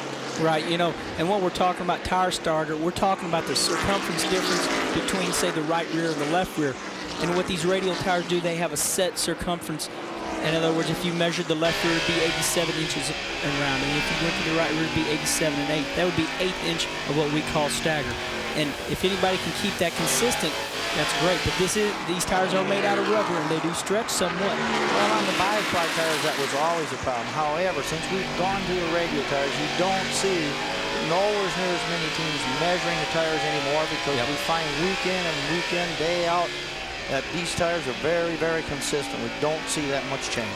Taking a ride with Derek Cope right now in car number 98. The issue is tires here, and it has been a major issue over the first races of the season, where Hoosier took the pole at Rockingham and at Daytona. It's been Goodyear here, and Goodyear dominating most of the day in this race. And now you're watching as the 6th car, Mark Martin, is scrambling and getting himself into 6th position, moving Brett Bodine back to 7th. And so Mark Martin seems to maybe cured some of his problems, and he's on a roll again. Remember, if you're just joining us, Mark had a great run in the early going. First half of the race, he was right up there, duking it out. He's had some problems, but in there, they thought they had a throttle that was sticky. They seemed to remedy that situation, and Mark Martin's charging back in. But it's Wallace first, Irvan second, Gordon third, Kyle fourth, and Earnhardt fifth. So there's your leader. Rusty Wallace stays up in front. And there's the car in second, as you get an idea on interval. Back 2. That Ford of Ernie Irvan. And let's go find Jeff Gordon right there. He maintains the 3rd position. Kyle Petty back just a little further. A couple of lap cars. You see Bobby Hillen there. And here you see then Harry Gant's car, and there's Kyle. He's in 4th as you look the front of the field over. 3 car should be right behind him. Here he comes, Dale Earnhardt in the 5th position. Kyle Petty is one of the best race car drivers at keeping the car on the bottom. Every racetrack he goes to, this man will be around the bottom of the racetrack. You can watch him going to turns 1 and 2 underneath the yellow line. He's really good at doing that. And it shows up. He's running 4th. So he stays 4th, and staying 5th is Earnhardt. So that's how the front of the field is deployed. And again, as we get down to 248, getting close to 250 laps complete, we're still showing 10 cars in the lead lap. And the man pacing the field is this man, Rusty Wallace, trying to win again with the car they call Midnight. Built, that original frame came out as a Pontiac. Now it's a Ford, and it's still looking good here at Richmond. I'm sure you've got plans in place to take in a Winston Cup race or 2 this year. If you've always wondered how the insiders do it, we've got some advice for you here.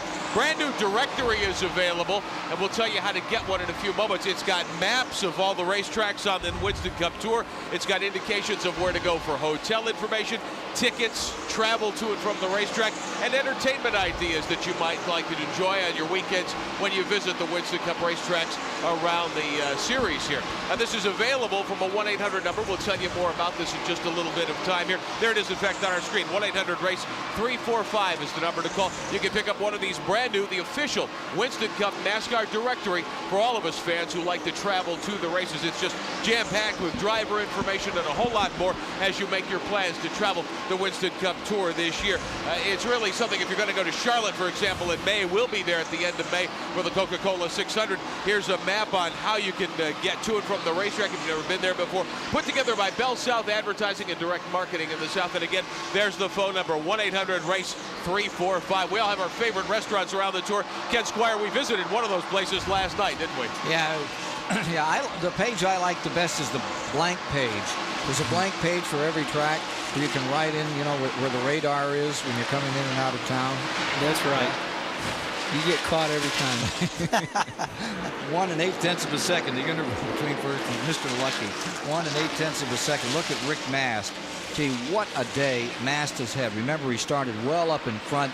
What's the story on Mast, guys? Is Kevin Hamlin, his crew chief, really that good? The guy that started out up north with Butch Miller? Well, Kevin Hamlin is a really good friend of mine. I started driving a race car in 1986, and at that time, Butch Miller and Kevin Hamlin were teamed up in ASA, winning championships and winning lots and lots of races. Kevin Hamlin is one of those hidden heroes or hidden pit crew members. He's good, and right now he's finally worked 3-4 years in this sport, and it's finally showing. Hard work and determination. Well, I think is what you're seeing too is you've kept the same people on the team. Kevin's been there a number of years now, and that's the key to a lot of the success. Keeping the same people together for a period of time where they all get used to working to one another, and they know what Rick wants in the race car, and it starts paying off. Well, right now they just lost a spot as Terry Labonte moves up into 8th in number 5. And that moves car number 1 back to 9th. But both of them are having a very good day. And again, if you're just joining us, Terry Labonte has come from dead last on the field. Meanwhile, Rick Mast started right up there in 4th position today. Outside of row 2, had a great qualifying run, looking very stout and very strong thus far. Now here's Terry Labonte continuing to roll, and Dick Berggren has more for us. Well, Mark Martin's throttle has been repaired, but Steve Mill, you're a long ways back. Can you make up the distance you lost? I don't know. Rusty's real good right now. We're pretty far back because we worked our tires so hard coming up through traffic. Everybody was good on their stickers, so it's hard to get by them. We're a little bit better than most everybody now, but Rusty's driving out on us. We need a caution to win this race. And there's going to be at least one more pit stop, probably 2. 264 laps, and look at him struggle with car number 6. He was all the way over on that steering wheel as he tried to straighten it up out of 2. They talk about Mark Martin running a pretty neutral setup, and how does that work on a 3/4 mile track like this? You know what the fans need to do right now is watch the screen closely. Mark Martin is wearing colored gloves. Mark runs what I call a neutral to loose race car. Some people like running a tight race car. Sometimes you can't tell the difference, but Mark sometimes comes up off the corner with the car loose. You can watch his hands moving to the right. It's a faster car for quite a while, but then sometimes it gets a little bit looser. But he is great at running a neutral to loose race car. He is in 6th position, 9 seconds back to this man. Rusty Wallace stays out in front. Remember, he won 10 races last year. So what is everybody saying? Everybody keeps at, can you win 12 this year? How about a dozen from the Miller Genuine Draft car? Here's what Rusty told us. Everybody's, judging me off of those 10. They're thinking, well, if Rusty doesn't win 10 in a Ford, he's backing up. That's not the case. Now, in my heart, I feel like I can win 12. I really do, because I got all my tracks coming up are good ones for me. I'm at Richmond, and Richmond is probably one of my favorite racetracks. I've had no worse than a second here in a long time. So, and we're running great. I think we're the car to beat today. But 12 wins I could do. If I did 6, they'd be killer, wouldn't it? Well, right now he's going around that last car on the lead lap. That is Jeff Burton going a lap down in the Stavola brothers' Ray Besta's car as Rusty Wallace now cuts his own swath around this racetrack as he waited until mid-distance of the event before he began to roll, Dave Marcus. That's exactly right, Ken. And, like Buddy Parrott said a while ago, too, he said, nothing's wrong with our race car. Rusty's just doing it right. And one thing I guess we need to point out now is it looks like Goodyear has a dominant tire here today. Now, all the cars on the lead lap are on Goodyears. I mean, Jeff Burton's been running great, but Rusty just did put him a lap down. Well, Hoosier continued, and the prediction was today that Hoosier could do pretty well in the qualifying, but they might back up once the race began. They've been on the pole twice this year. What's the prediction here between you guys as to how that battle's going to go? To me, some of the indication of that was when the Goodyear tire got faster in qualifying on the second lap, I said to myself, that is a better race tire. The Hoosier tire was faster on the first lap, but their second laps didn't see that much of a gain. I said to myself, that tire's a little bit soft. Sure, it's going to be good for qualifying, but it is not going to be that good for the race. The tires, you know, sometimes people want to tippy-toe around that story, but you can't because it's the story of the year right now. 2 tire companies coming in. It's great, though. I mean, you know, some people feel differently about it. You know, it's not a communist country, so, I mean, everybody can do what they want. But then again, a lot of money is spent, and it's a difficult situation. So every week there's a tire winner, and we should be able to talk about it. About a month's salary for a lot of folks in one set of tires. Take a look at what's happening out here with Terry Labonte. Remember where he started and where he's riding right now. He is having a great run. He's in 8th. They've got another car in 3rd and 12th. The Rick Hendrick team, they've only won once here in Richmond back in 1986 when Tim Richmond pulled it off. Terry Labonte's giving it a great day right now. We'll see what happens as it goes on. We're going to stay here. We've just had a crash in turn 3. We were going to a commercial. We'll stay right here as Michael Waltrip flattened out the right side of the Pennzoil car in the 3rd turn wall, and he's brought out another caution. 5th caution of the day happened when Michael Waltrip dove into turn number 3, and the car just skittered into the wall. It slapped it. It wasn't that hard, but it's hard enough, and it's brought out a caution. He may have left some debris up there. As you look at it, it looks cosmetic. How bad can it be when it looks like that? Well, it can be pretty bad, Ken. I think I noticed the right front tire is towed out very bad, so there is front suspension bent on the car, whether it be tie rod in, lower control arm, or what, but they do have a suspension problem. Yeah, you can see it there. You can definitely see the right rear, too. The right rear trailing arm is bent, Dave. Ken, the rear is pushed back, so yes, he's going to have his hands full from here on out. Leaders are pitting. Wallace, Irvan, Gordon, Earnhardt, Martin, Kyle Petty, Brett Bodine, and Rick Mast all on pit road here. Take a look at what's happening here, and here's Dick Berggren. Well, Rusty Wallace, you did such a terrific job in that last pit stop, is now in the pit area. All the leaders are in. Wallace with the fastest pit crew on pit road. They're gone. He's going to beat them all out again. 18-3. He's got them all out. Gordon is on his way out. And then finally Irvan. Irvan lost a couple of spots in the one spot in that one. Now, track position is so critical at Richmond, and here you see the number 24 car of Gordon making that move and got himself out there in very good time.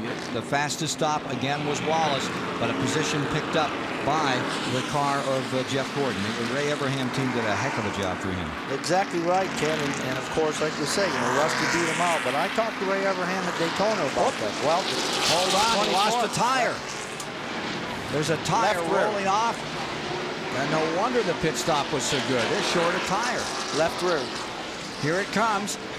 Hello, car 24. Where is your tire? Let's go back down to Dick Berggren. There it is in turn 4. Well, the left rear is gone on Jeff Gordon's car. The rear fender is also pushed in. The crew is lifting the car, trying to get the jack under it. They don't have the jack under the car yet. What a shame. It was a great pit stop, but not quite. They've now got the left rear tire on the car. This is a real shame. Schrader now trapped into the pit area by Gordon. Left rear tire gone, car not down. Oh, boy. That did it. That blew it. Jeff Gordon, tough break. Second week in a row. Earnhardt had this happen last week. He had loose lug nuts on a tire. Today it catches up with Gordon. Talking about great track position. He's got some going to do now. Well, he does now, but I mean, it's so competitive anymore in those pits. Everybody's trying just for that little bitty hundredth of a second, and those are the kind of things that happen when it gets that competitive. Right. You know, I'm looking at the monitor right now. We got 9 cars on the lead lap. Jeff's okay. You know, there's only 276 laps gone by. That was a mistake. But still, I think they can come back and still run good. His car's been running in the top 3 all day long. Ray Evernham, a good crew chief. Hats off trying to get good pit stops. The team's only 1 year old. Well, you know, I talked with Ray, like I was saying earlier, at Daytona this year, and he said, we are going to be better this year on our pit stops. We're practicing, we're training, we're going to bring new people in, we're going to move people out, we're going to do what it takes to be better. He said, we're going to beat Rusty Wallace in the pits this year. Well, it can happen to anybody. We just saw it happen here. Well, there you see the 5-car of Terry Labonte, our Kellogg up close and personal. Hey, today it's about their driver, the one and only Terry Labonte, featured here at Richmond. Kellogg's presents a NASCAR profile featuring Terry Labonte. In 1994, Terry Labonte opens up a new chapter in his racing career. He's brought the Kellogg sponsorship to one of the most potent teams in the Winston Cup Series, Hendrick Motorsports, and car owner Rick Hendrick. But it's been a long road to the top for this driving champion. His journey started as a 6-year-old racer in Corpus Christi, Texas. By age 9, he was already a champion, winning the national quarter midget title. A little later, Terry would turn his attention to stock cars. That led to an important meeting with this man, big-time oil man Billy Hagan, who watched Terry race and in 1978 made Terry an offer that he wanted to refuse. An offer to run his first ever Winston Cup race at the treacherous Lady in Black, the Darlington Raceway. Well, it didn't turn out all that badly. Terry finished an incredible 4th in the race. And then in 1979, he started running full-time on the tour. It would be only 5 more years. 5 short years later in 1984 when Terry's dream of a Winston Cup title would become reality. After 24 top 10 finishes in 30 races, Terry finished 65 points ahead of Harry Gant in the final standings to win the Winston Cup. Well, since then, Terry Labonte has gone on to race with the famed Junior Johnson Racing Team with Richard Jackson and back again with Billy Hagan. But now there's a new era in Terry's career as he joins forces with the vaunted Hendrick Motorsports team. And at 37 years old, he is still hungry for victory and for more championships. We're back with you once again talking about Terry Labonte. We came under green, thought we better show it to you as we got going. And guess what? Jeff Burton on the tail end of the lead lap spins up in turn number 2, and there is no caution coming out. He got it sideways. He was on the tail end of the lead lap back in about 10th spot. Now he's got it working and he comes around. And they do not have to throw another flag. We've had cautions, 5 of them thus far in the race, with a total of 34 laps under yellow with the 281 that have been run. Here's your story for the moment. Wallace in first and Ernie Irvan in second. Let's take a look at what happened down here just moments ago when Jeff Burton got in there. Well, it's pretty simple to see what happened. You guys are going to make me comment on this. Yes, you know, right. Thanks. Jeff Burton really trying hard to stay on the lead lap. And what? Evidently, you make the call now. Well, I think it just looked like he was running hard. Maybe he got just a tick loose coming up off the 2. He had to check up, and when he did, Rusty was right on him. Maybe tapped him very lightly, and around he went.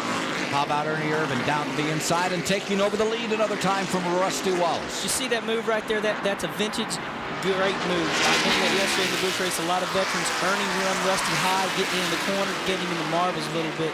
If you could ever see that replay, Ernie gave him a shot in the door, in the right side door, getting in the corner. Here they are fighting for first with Rusty Wallace and Ernie Irvan hard at it here this afternoon as they come around with 285 laps complete. Ernie Irvan's back in front, providing these exciting aerial shots of today's Richmond 400 is Advance Auto Parts, home of PDQ. Parts delivered quick. The Pontiac Excitement 400 today, there you saw the standings with 291 laps complete. We're in Richmond, Virginia, the track that the Sawyer folks have put together and they keep on adding to, and have certainly created one of the finest racing facilities in America. Certainly it's the pride of Virginia these days, and they have record crowds. We'll be back here in September once again. And if you can't be here, hope you'll be with us on TBS to enjoy all the excitement of Winston Cup and Grand National Racing. For the moment, Ernie Irvan has the advantage as we get to 292, closing in on the 300 lap mark. And that car number 8 is down a lap. They've been running so well. Here is the 24 car. That's being shown on the tail end of the lead lap, 9th. And in the lead lap, Jeff Gordon, after that pit stop and the tire fell off. Yeah, I think Jeff's still in good shape. They just lost a little bit of momentum there. Try to work himself up to the pack, get himself in good position.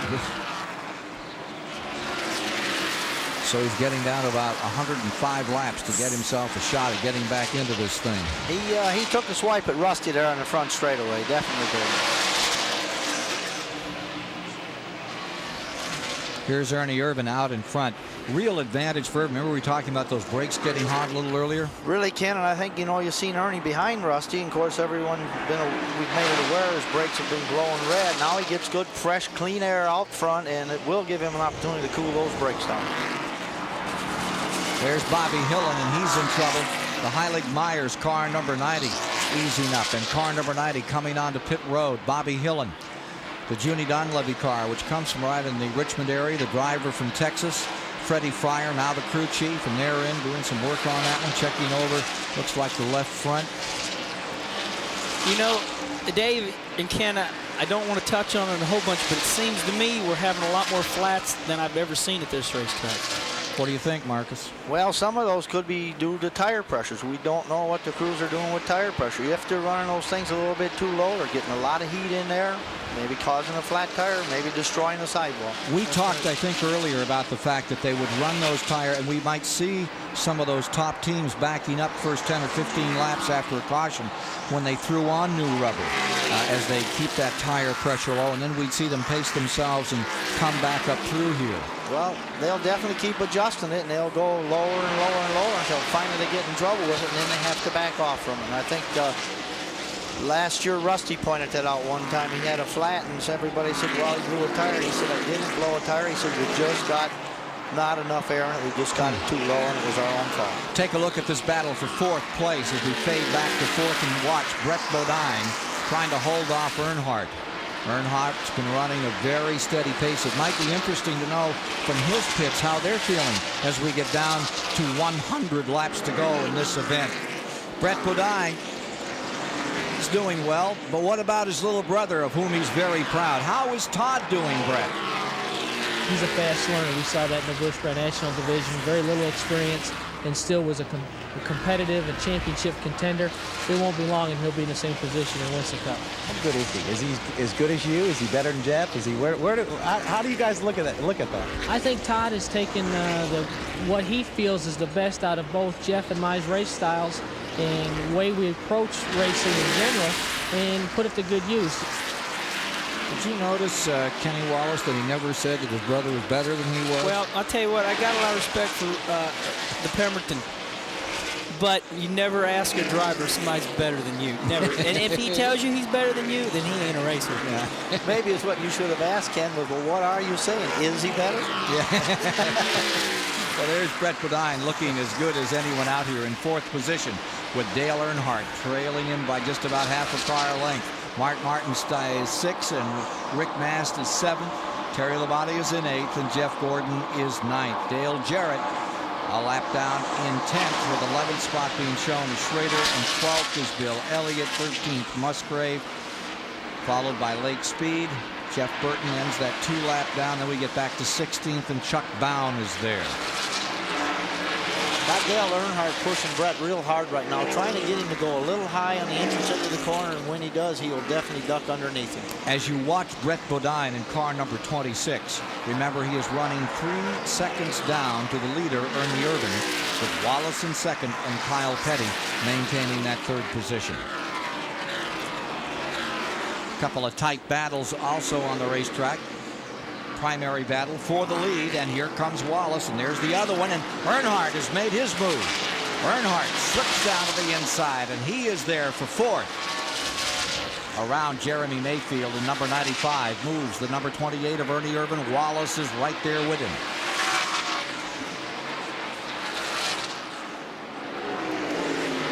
Good battle up in front.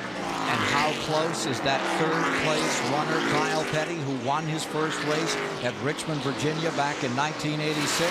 Well, there's 1st and 2nd, and as they come screaming off that 4th corner and come up to 130, 40 miles an hour, there is Kyle Petty, and that's how close he is to those leaders. And Kyle has been sitting there all day. He's taking care of his equipment. We don't really know how strong he is. He may have more to show you, and I believe he does. Let's go back to the garage here, pit area.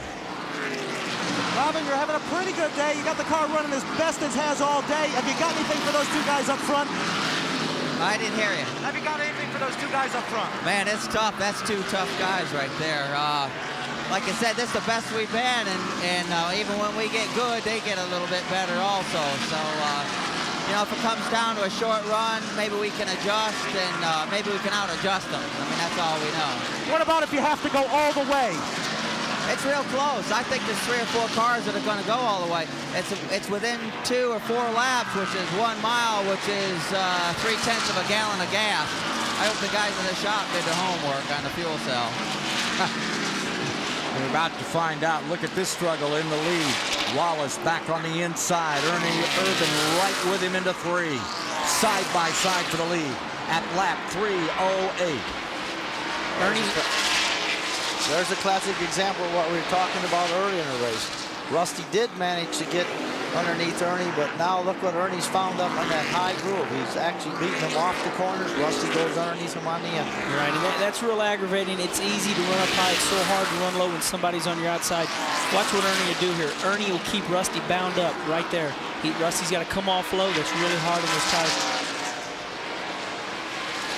They get around the Jimmy Spencer car, and there's Irvan.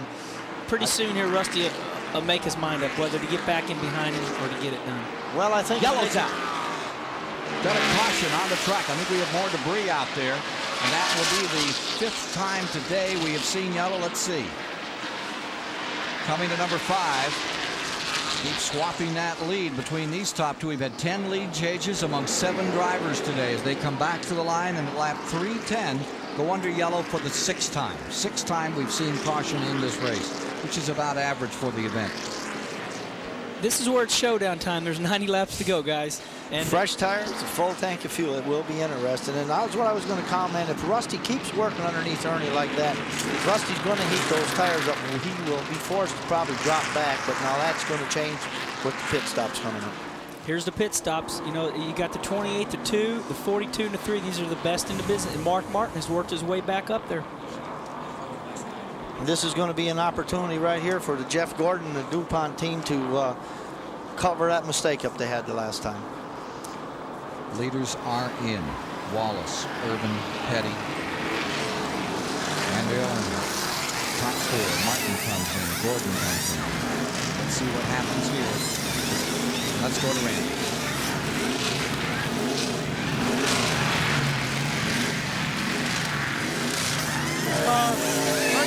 Radio did no change on the car. 4 tires. Excellent pit stop for the 28 car. Whoa, Rusty beats him out. Boy, I don't know. What about pit road speed? That was questionable on that one, in my opinion, but that's just an opinion. We'll have to wait and see what NASCAR says. Yeah. Well, one thing there, you know, one car's further down pit road, the other car's closer. Sometimes, you know, you get a little bit different visual perspective on it. And someone was a little unhappy down there. Pit stop times. Wallace at 17.7, the 28 car, Irvan at 17.8, and Earnhardt at 18.6. Little conversation on pit road. We'll update you on that when we return. 313 of the 1,400 laps complete. Looking down on Richmond International Raceway. Beautiful afternoon here on a Sunday in March, and a great race. We're in the final 100 laps, and we'll get back for the green flag in a moment. I want to show you our upcoming broadcast schedule here on TBS in the Winston Cup Series. May 29th, the Coca-Cola 600 at the Charlotte Motor Speedway. July 17th, we go to Pocono for the Miller Genuine Draft 500. Saturday night, September 10th, we're back here in Richmond for the Miller Genuine Draft 400. We wrap it up in Charlotte in October with the Mellow Yellow 500. The Busch Grand National cars ran here yesterday in the Hardee's Frisco 250. David Green was on the pole. Robert Presley alongside. Green went to the back quickly. Everyone thought Mark Martin might be a factor in this race yesterday. He started deep in the pack, but it didn't take long for Martin to become a non-factor. There was a crash early on. It involved the 05 of Randy McDonald, the 20 of Randy LaJoie, Mike Wallace, the most damage of all. Later on, Dirk Stevens, a West Coast veteran in the 15 car, and Joe Bessie got into it, and that cleared the path for Joe Nemechek to pick up his first victory of the year. His Busch Grand National car, the car number 87, Nemechek the winner yesterday. Kenny Wallace, who we're pleased to have with us today, finished second. Harry Gann, a good third. Elton Sawyer and Hermie Sadler round out the top 5. We're back under green, and thanks for that report on yesterday, Rick Benjamin. Terrific Grand National race, and congratulations to Nemechek and to the guy alongside here, Wallace, with a great run for second. As we unhinge this one another time, It's Wallace back in front, Ernie Irvan in second, Kyle Petty third, Earnhardt fourth, Brett Bodine fifth on the restart. There you see Dale Jarrett in the 18 down the bottom. He is running in 10th, a lap down. They have 9 cars in the lead lap. Dale Jarrett on the bottom there in that Interstate Battery car. Trying to stay up and get that lap back if possible. It's going to be some tough sledding.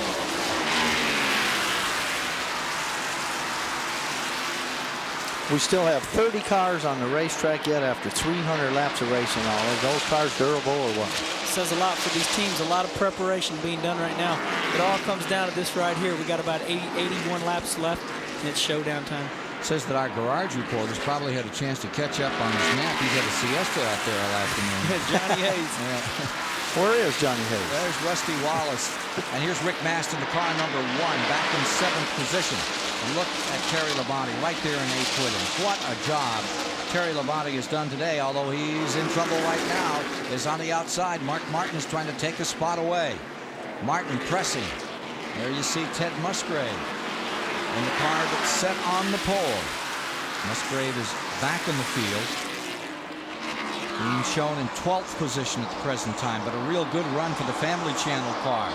And Terry Labonte headed up there for a moment, losing spots to Martin. And having a lap car pick up a position over him, Musgrave's got a lot of work to do to get back up there and make up that full lap. You know, it says a lot about this sport. How can Terry Labonte, how can he not qualify for the race and yet be running so darn good? I mean, this is what, we got 2 races. We've got qualifying race and the race. Yeah, and the qualifying has gotten so important. I mean, you can't do well if you can't get in the event. And you know, qualifying is really a lot of emphasis put in qualifying today. More every race. It's just taking all kinds of special things. I mean, we're using lightweight engine oils, transmission oils, rear end oils, all the lubricants, wheel bearings, everything. It almost takes another whole effort just to qualify. 77 laps remaining in the event, 77 to go.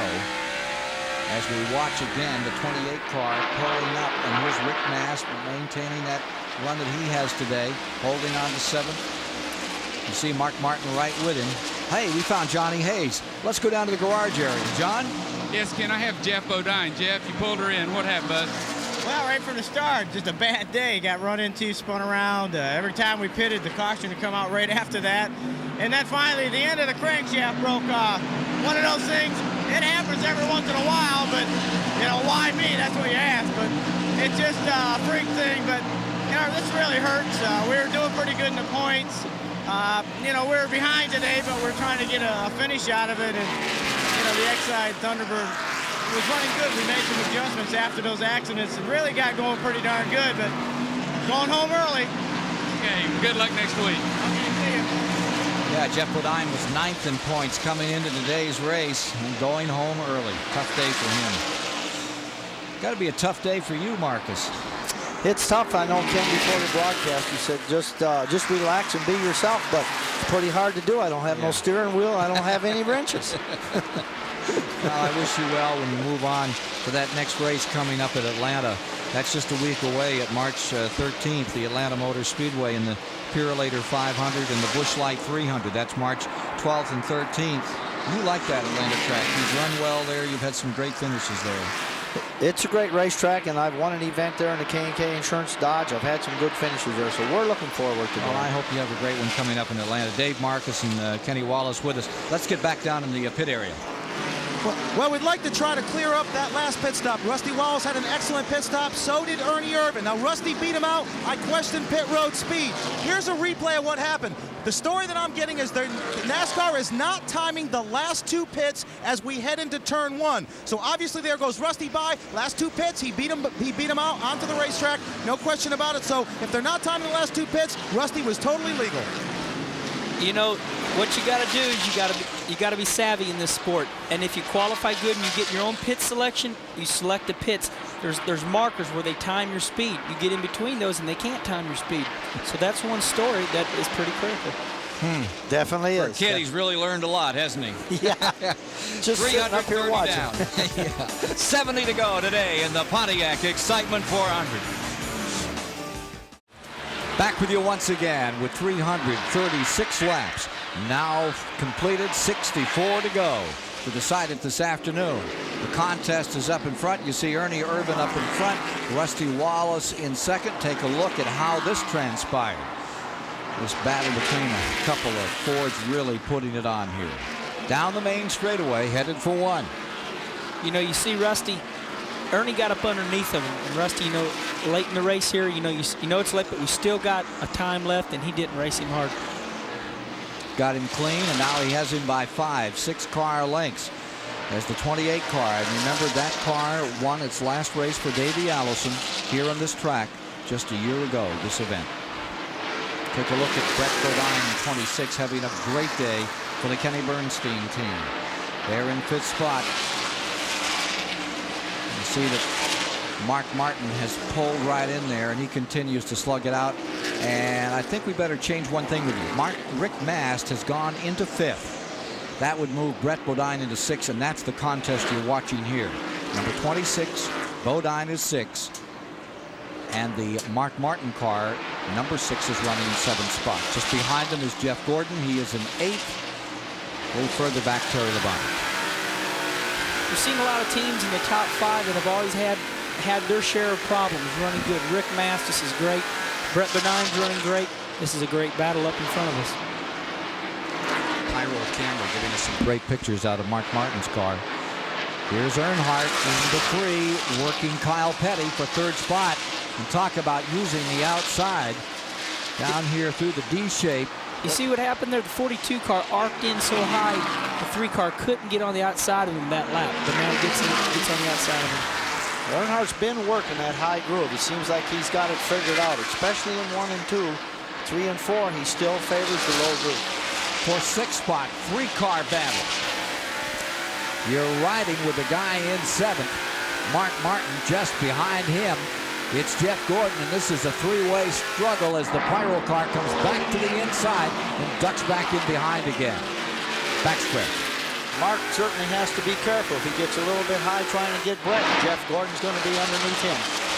That's right. You know, right now what's happening is we're seeing these grooves working again. Nobody knows where they need to run until they need to pass. You get up, you've been running the low groove the whole time. You come up with somebody, you got to go to the outside. Now Mark's going to the inside. That low groove will cool off. It'll give you a bite after a while. You're seeing cars pass everywhere here. It's hard to say what groove is fast. I don't think any groove is faster. It depends what kind of tires they have on. It appears as though right now both grooves are very good. Both grooves are very fast because you pointed out we do have cars passing in both grooves. And that's why there's 80,000 and 90,000 people in these grandstands. Exactly. Now, Mark Martin got a handful and then some there. He had to square it up. See, it appeared as though Mark had Brett, but then he stayed in that low groove enough laps that he heated those tires up. You pinch the car a little bit down there, tire goes away, and you slip a little bit. You need lights flashing or something. You guys always make it look too easy. You make a correction like that. You look at it on the TV and say, so he picked it up and went on. I mean, there ought to be power, bang, or something that really draws your attention, because that was a really marvelous move to keep under control. Now the 3 is around. You see that Earnhardt is to 3rd. Kyle Petty is back to 4th. Rick Mast is in 5th. Now you see a struggling car number 4. Back in 20th spot, Sterling Marlin after a 1st and a 2nd in the early going and well up in the points all the way to the very top of the list over Ernie Irvan, 20 points back. Points going to get really a jingle here today. Mark has just made that pass on Brett Bodine, and now Jeff Gordon is working on the low side of Brett. Caution's out. Got ourselves another yellow on the racetrack. 1 car limping onto pit road. It looks like Derek Cope, number 98, coming in. Wonder if he dropped something off. A lot of smoke coming out of the right front, it looks like. Perhaps car. maybe a brake caliper. 7th caution of the day is out. 13 lead changes among 7 drivers. This is at lap 348. There's your leader, Ernie Irvan. So the Haviland Texaco car stays in front. And I would imagine that Larry McReynolds and Robert Yates had a little chat this morning and said, you know, this is the one that Davey won as his last one. It would be very appropriate if you came back and were able to do it again. Rusty Wallace, of course, he almost feels he owns this racetrack with the success he's Let's had. watch the entrance here now to pit road. It appears as though the 28 car maybe tends to hold the 2 car up, and it's what we felt like last time. The 28 car on purpose is running below pit road speed to keep the 2 car from getting a good jump on him. Randy Pepper. Ernie Irvan stops the Texaco Havoline for Thunderbird. Here's the deal. Ernie said he was going to baby those tires the rest of the way. He had just a little over 50 laps left. Now, they have made Ernie aware, he was not aware before, that he can hammer the throttle those last 2 pits. So we're going to see what happens. They're already working on the left-hand side. Dick Berggren. The question was, could Rusty Wallace beat him out again? And no, Ernie Irvan is going to beat Rusty Wallace out just, and this is one disappointed pit crew. See, what that does is when Ernie comes in below pit road speed, then Rusty can't get dumped off before the 28 car. We'll be back with more from Richmond, Virginia. We're down to decision time. Just 50 laps to go this time by. Exciting aerial shot from Advance Auto Parts, home of PDQ. Parts delivered quick, and we're just back a lap through. Came up on 3:54. We're showing 3:56 this time by, with Ernie Irvan for the lead, Rusty Wallace second, Dale Earnhardt third, Kyle Petty fourth, Jeff Gordon fifth, Brett Bodine in sixth, Mark Martin seventh, Rick Mast, followed by Terry Labonte, Ken Schrader. And Schrader's car is being shown a lap down. He's in 10th spot, 1 lap down. 9 cars remain in the lead lap as we get to decision time. Derek Cope has put the Fingerhut car back behind the wall. Any predictions from here on, gentlemen? Man, I'll tell you, this is a great race. These 2 cars have been back and forth all day long. I don't know what's going to happen. We'll just have to watch and see. It's going to be a great race, like you said, and you know, Dale Earnhardt right now, if he's got anything, has definitely got to show it now. And of course, Kyle, we know, has been steady all day. He's sitting right there, so it's going to be a great run. Schrader, lap car in 10th, is running between Earnhardt and Kyle Petty. He is running in 10th spot, and he is between the 3rd and 4th place cars on the track. This is a great race. You know what's happened? We got enough laps left for chassis to come in. The tires cannot take them the rest of the way. So 20 laps down the road here, we're going to see who's got the best chassis at the end of the day. 360 complete this time by, excuse me, Dave. Jeff Gordon looking very good up there in the high grooves, working his way up there and going to get into contention before this thing is over.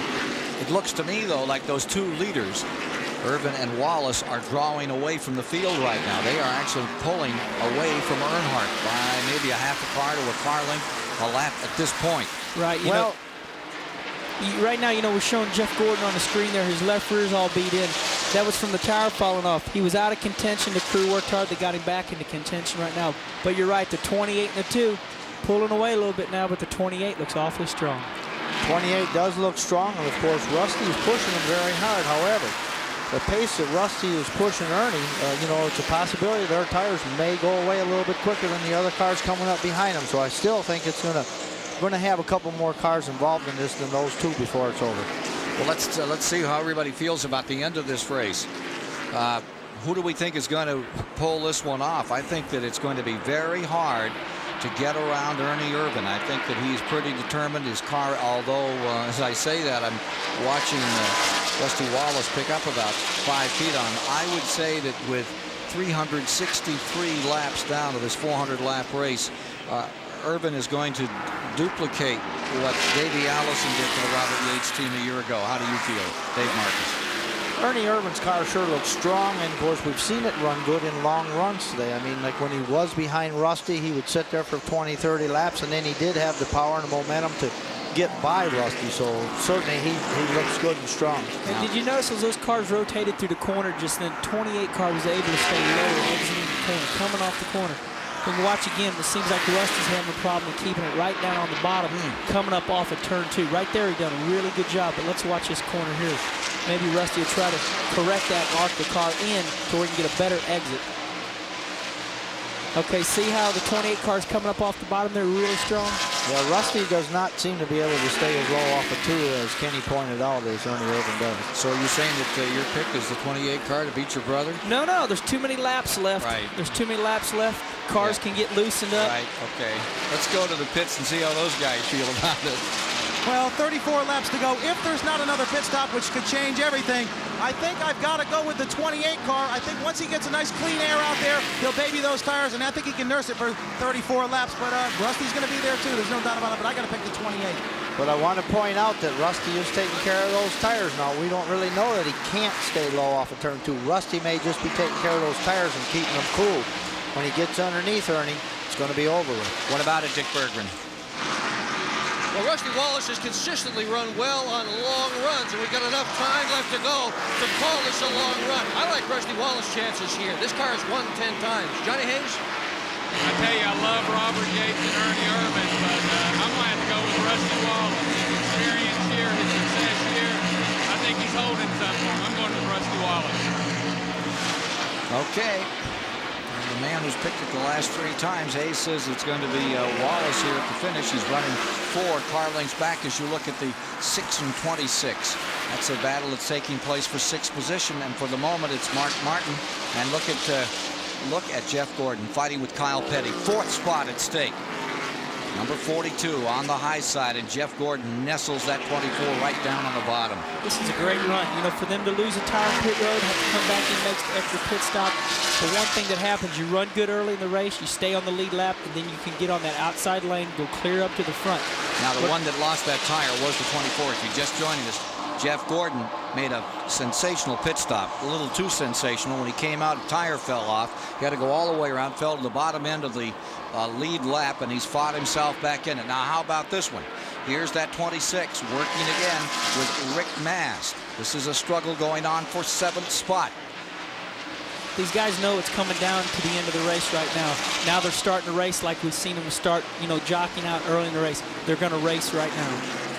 They definitely have to race now. They got to show everything they have. There's no sitting back now and, you know, going back up front. Looks like Ernie Irvan is pulling a win. Pretty physical track for you, David? Yes, it is. And, you know, again, the sun is very bad going into turn 3, like Kenny pointed out. And this track is very physical. Yeah, we've seen a lot of crashes in 3 at this time of day in this event. 372 laps are down. It's Ernie Irvan's race to win. Rusty Wallace trying to take it away, as is Earnhardt.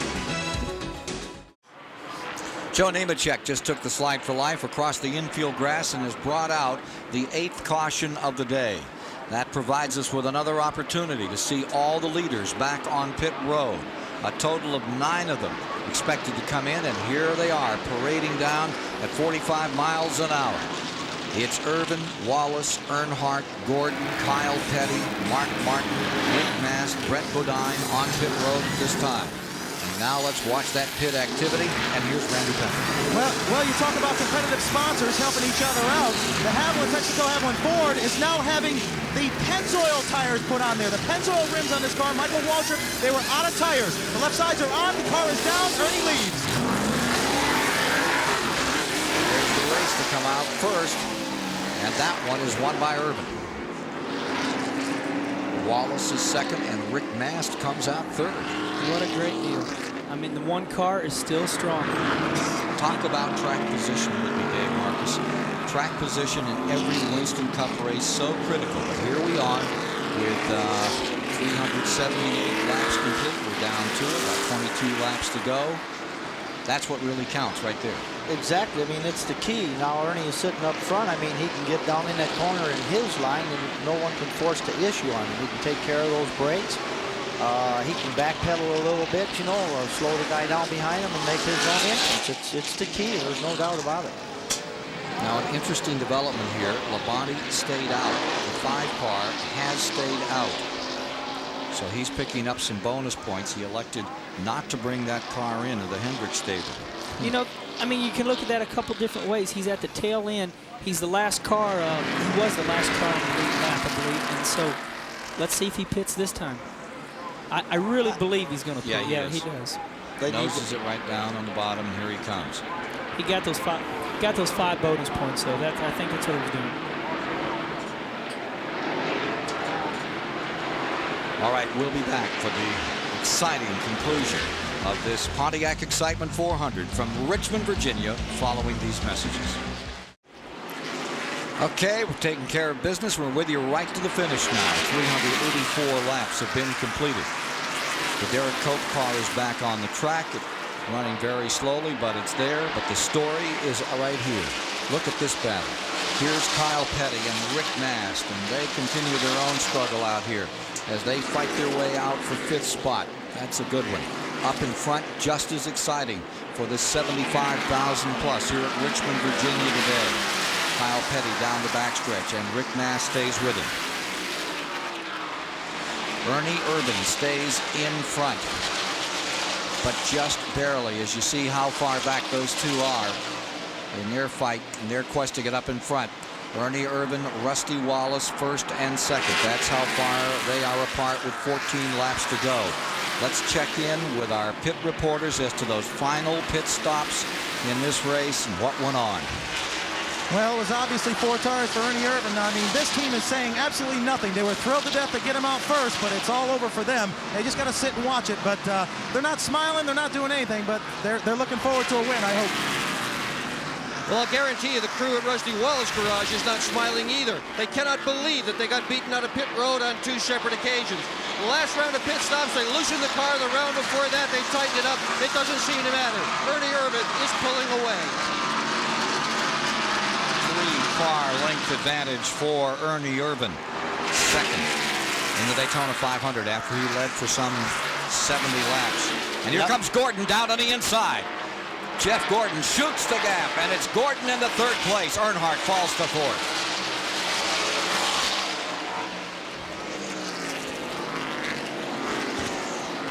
I tell you, this is a great race. All you can do is just sit here and watch it now. We're within 10, 11 laps to go. Looks like the 28 car has really got some good motor. Back with the leaders. Ernie Irvan with that 4-car length advantage.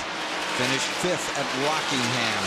2nd in the point standings. This could be a day that will turn everything topsy-turvy in Winston Cup racing if the 28 can just stay right there in 1st. Gordon is 3rd, Earnhardt 4th, Kyle Petty 5th, Rick Mast is 6th, Martin is back in 7th, Brett is in 8th, and Terry Labonte lies 9th.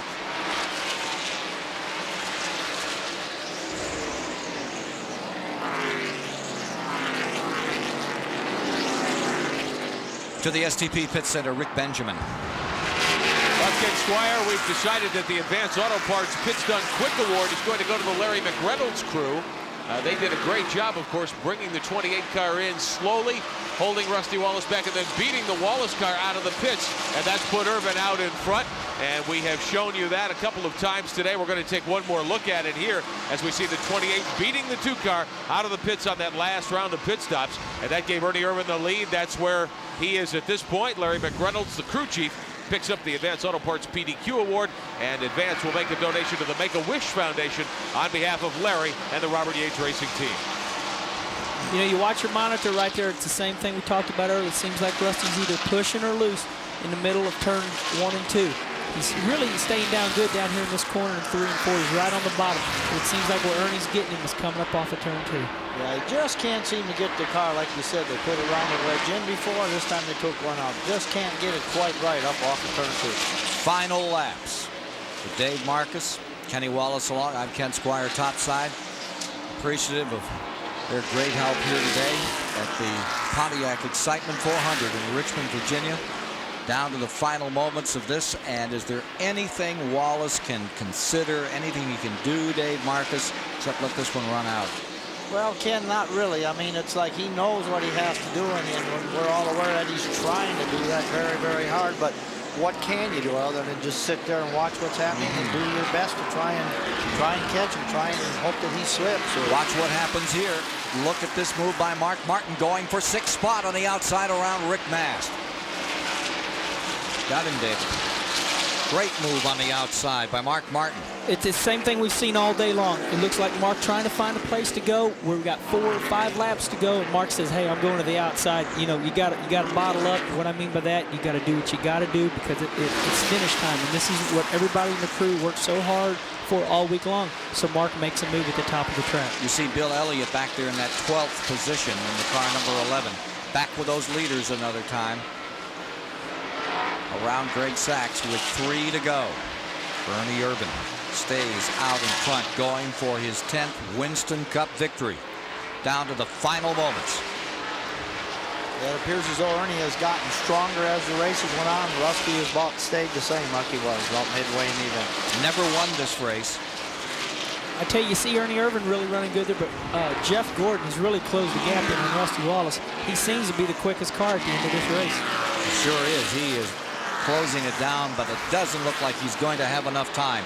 White flag is out. 1 lap to go. A great run by Jeff Gordon. You know, it looks like maybe if this event would happen to be longer, Jeff has gotten his car working better as the day has gone on also. Down to the final lap. Ernie Irvan staying up in front in the final moments of this race with some brilliant pit stops is coming down to win the Pontiac Excitement 400. In second spot is Rusty Wallace. Jeff Gordon will be across the third. Earnhardt for fourth. Kyle is in fifth. Mark Martin gets that 6th, and Rick Mast with a great day finishes in 7th. But Ernie Irvan earns his 10th Winston Cup victory at Richmond, Virginia in race number 3 of the 1994 season. He qualified in 7th, and that is his 12th career win for Irvan. That's number 12 for Irvan on Winston Cup tracks. Well, Larry McReynolds, how much pride do you guys take in beating Rusty Wallace guys out of the pits 2 times in a row? Well, I tell you, these guys not taking nothing away from the 2 bunch, but these guys do it every week right here. I'm telling you, you know, we don't have no flamboyant guys with nicknames or nothing. They just go out every week and do the job, and they come through today when we needed to. We won a lot of races here in the pits. Okay, how much of this was car, how much of it was driver? I think it was a combination of a lot of things. The car, the driver, the engine, the guys back at the shop working today on the Atlanta car. You know, it's just a combination. It's hopefully we'll keep going from here. I want to say hello to Linda, Brooke, Brandon, Kim, Jordan. Everybody back at home will be home tonight. And a winning crew chief will always tell you it's a team effort. So Ernie Irvan has 3 wins in 12 starts in that Robert Yates Ford. And the point standing situation changes. Irvan now leads by 53 points over in second place Dale Earnhardt. These are unofficial, but that's what we have at the moment as we get ready to hear from the man who's pulled it off. I'm sure it's in memory of Davey Allison, who won his final race in this car on this track just a year ago. Push you forward a little bit. Let's get a report on Jeff Gordon. That's good, right there.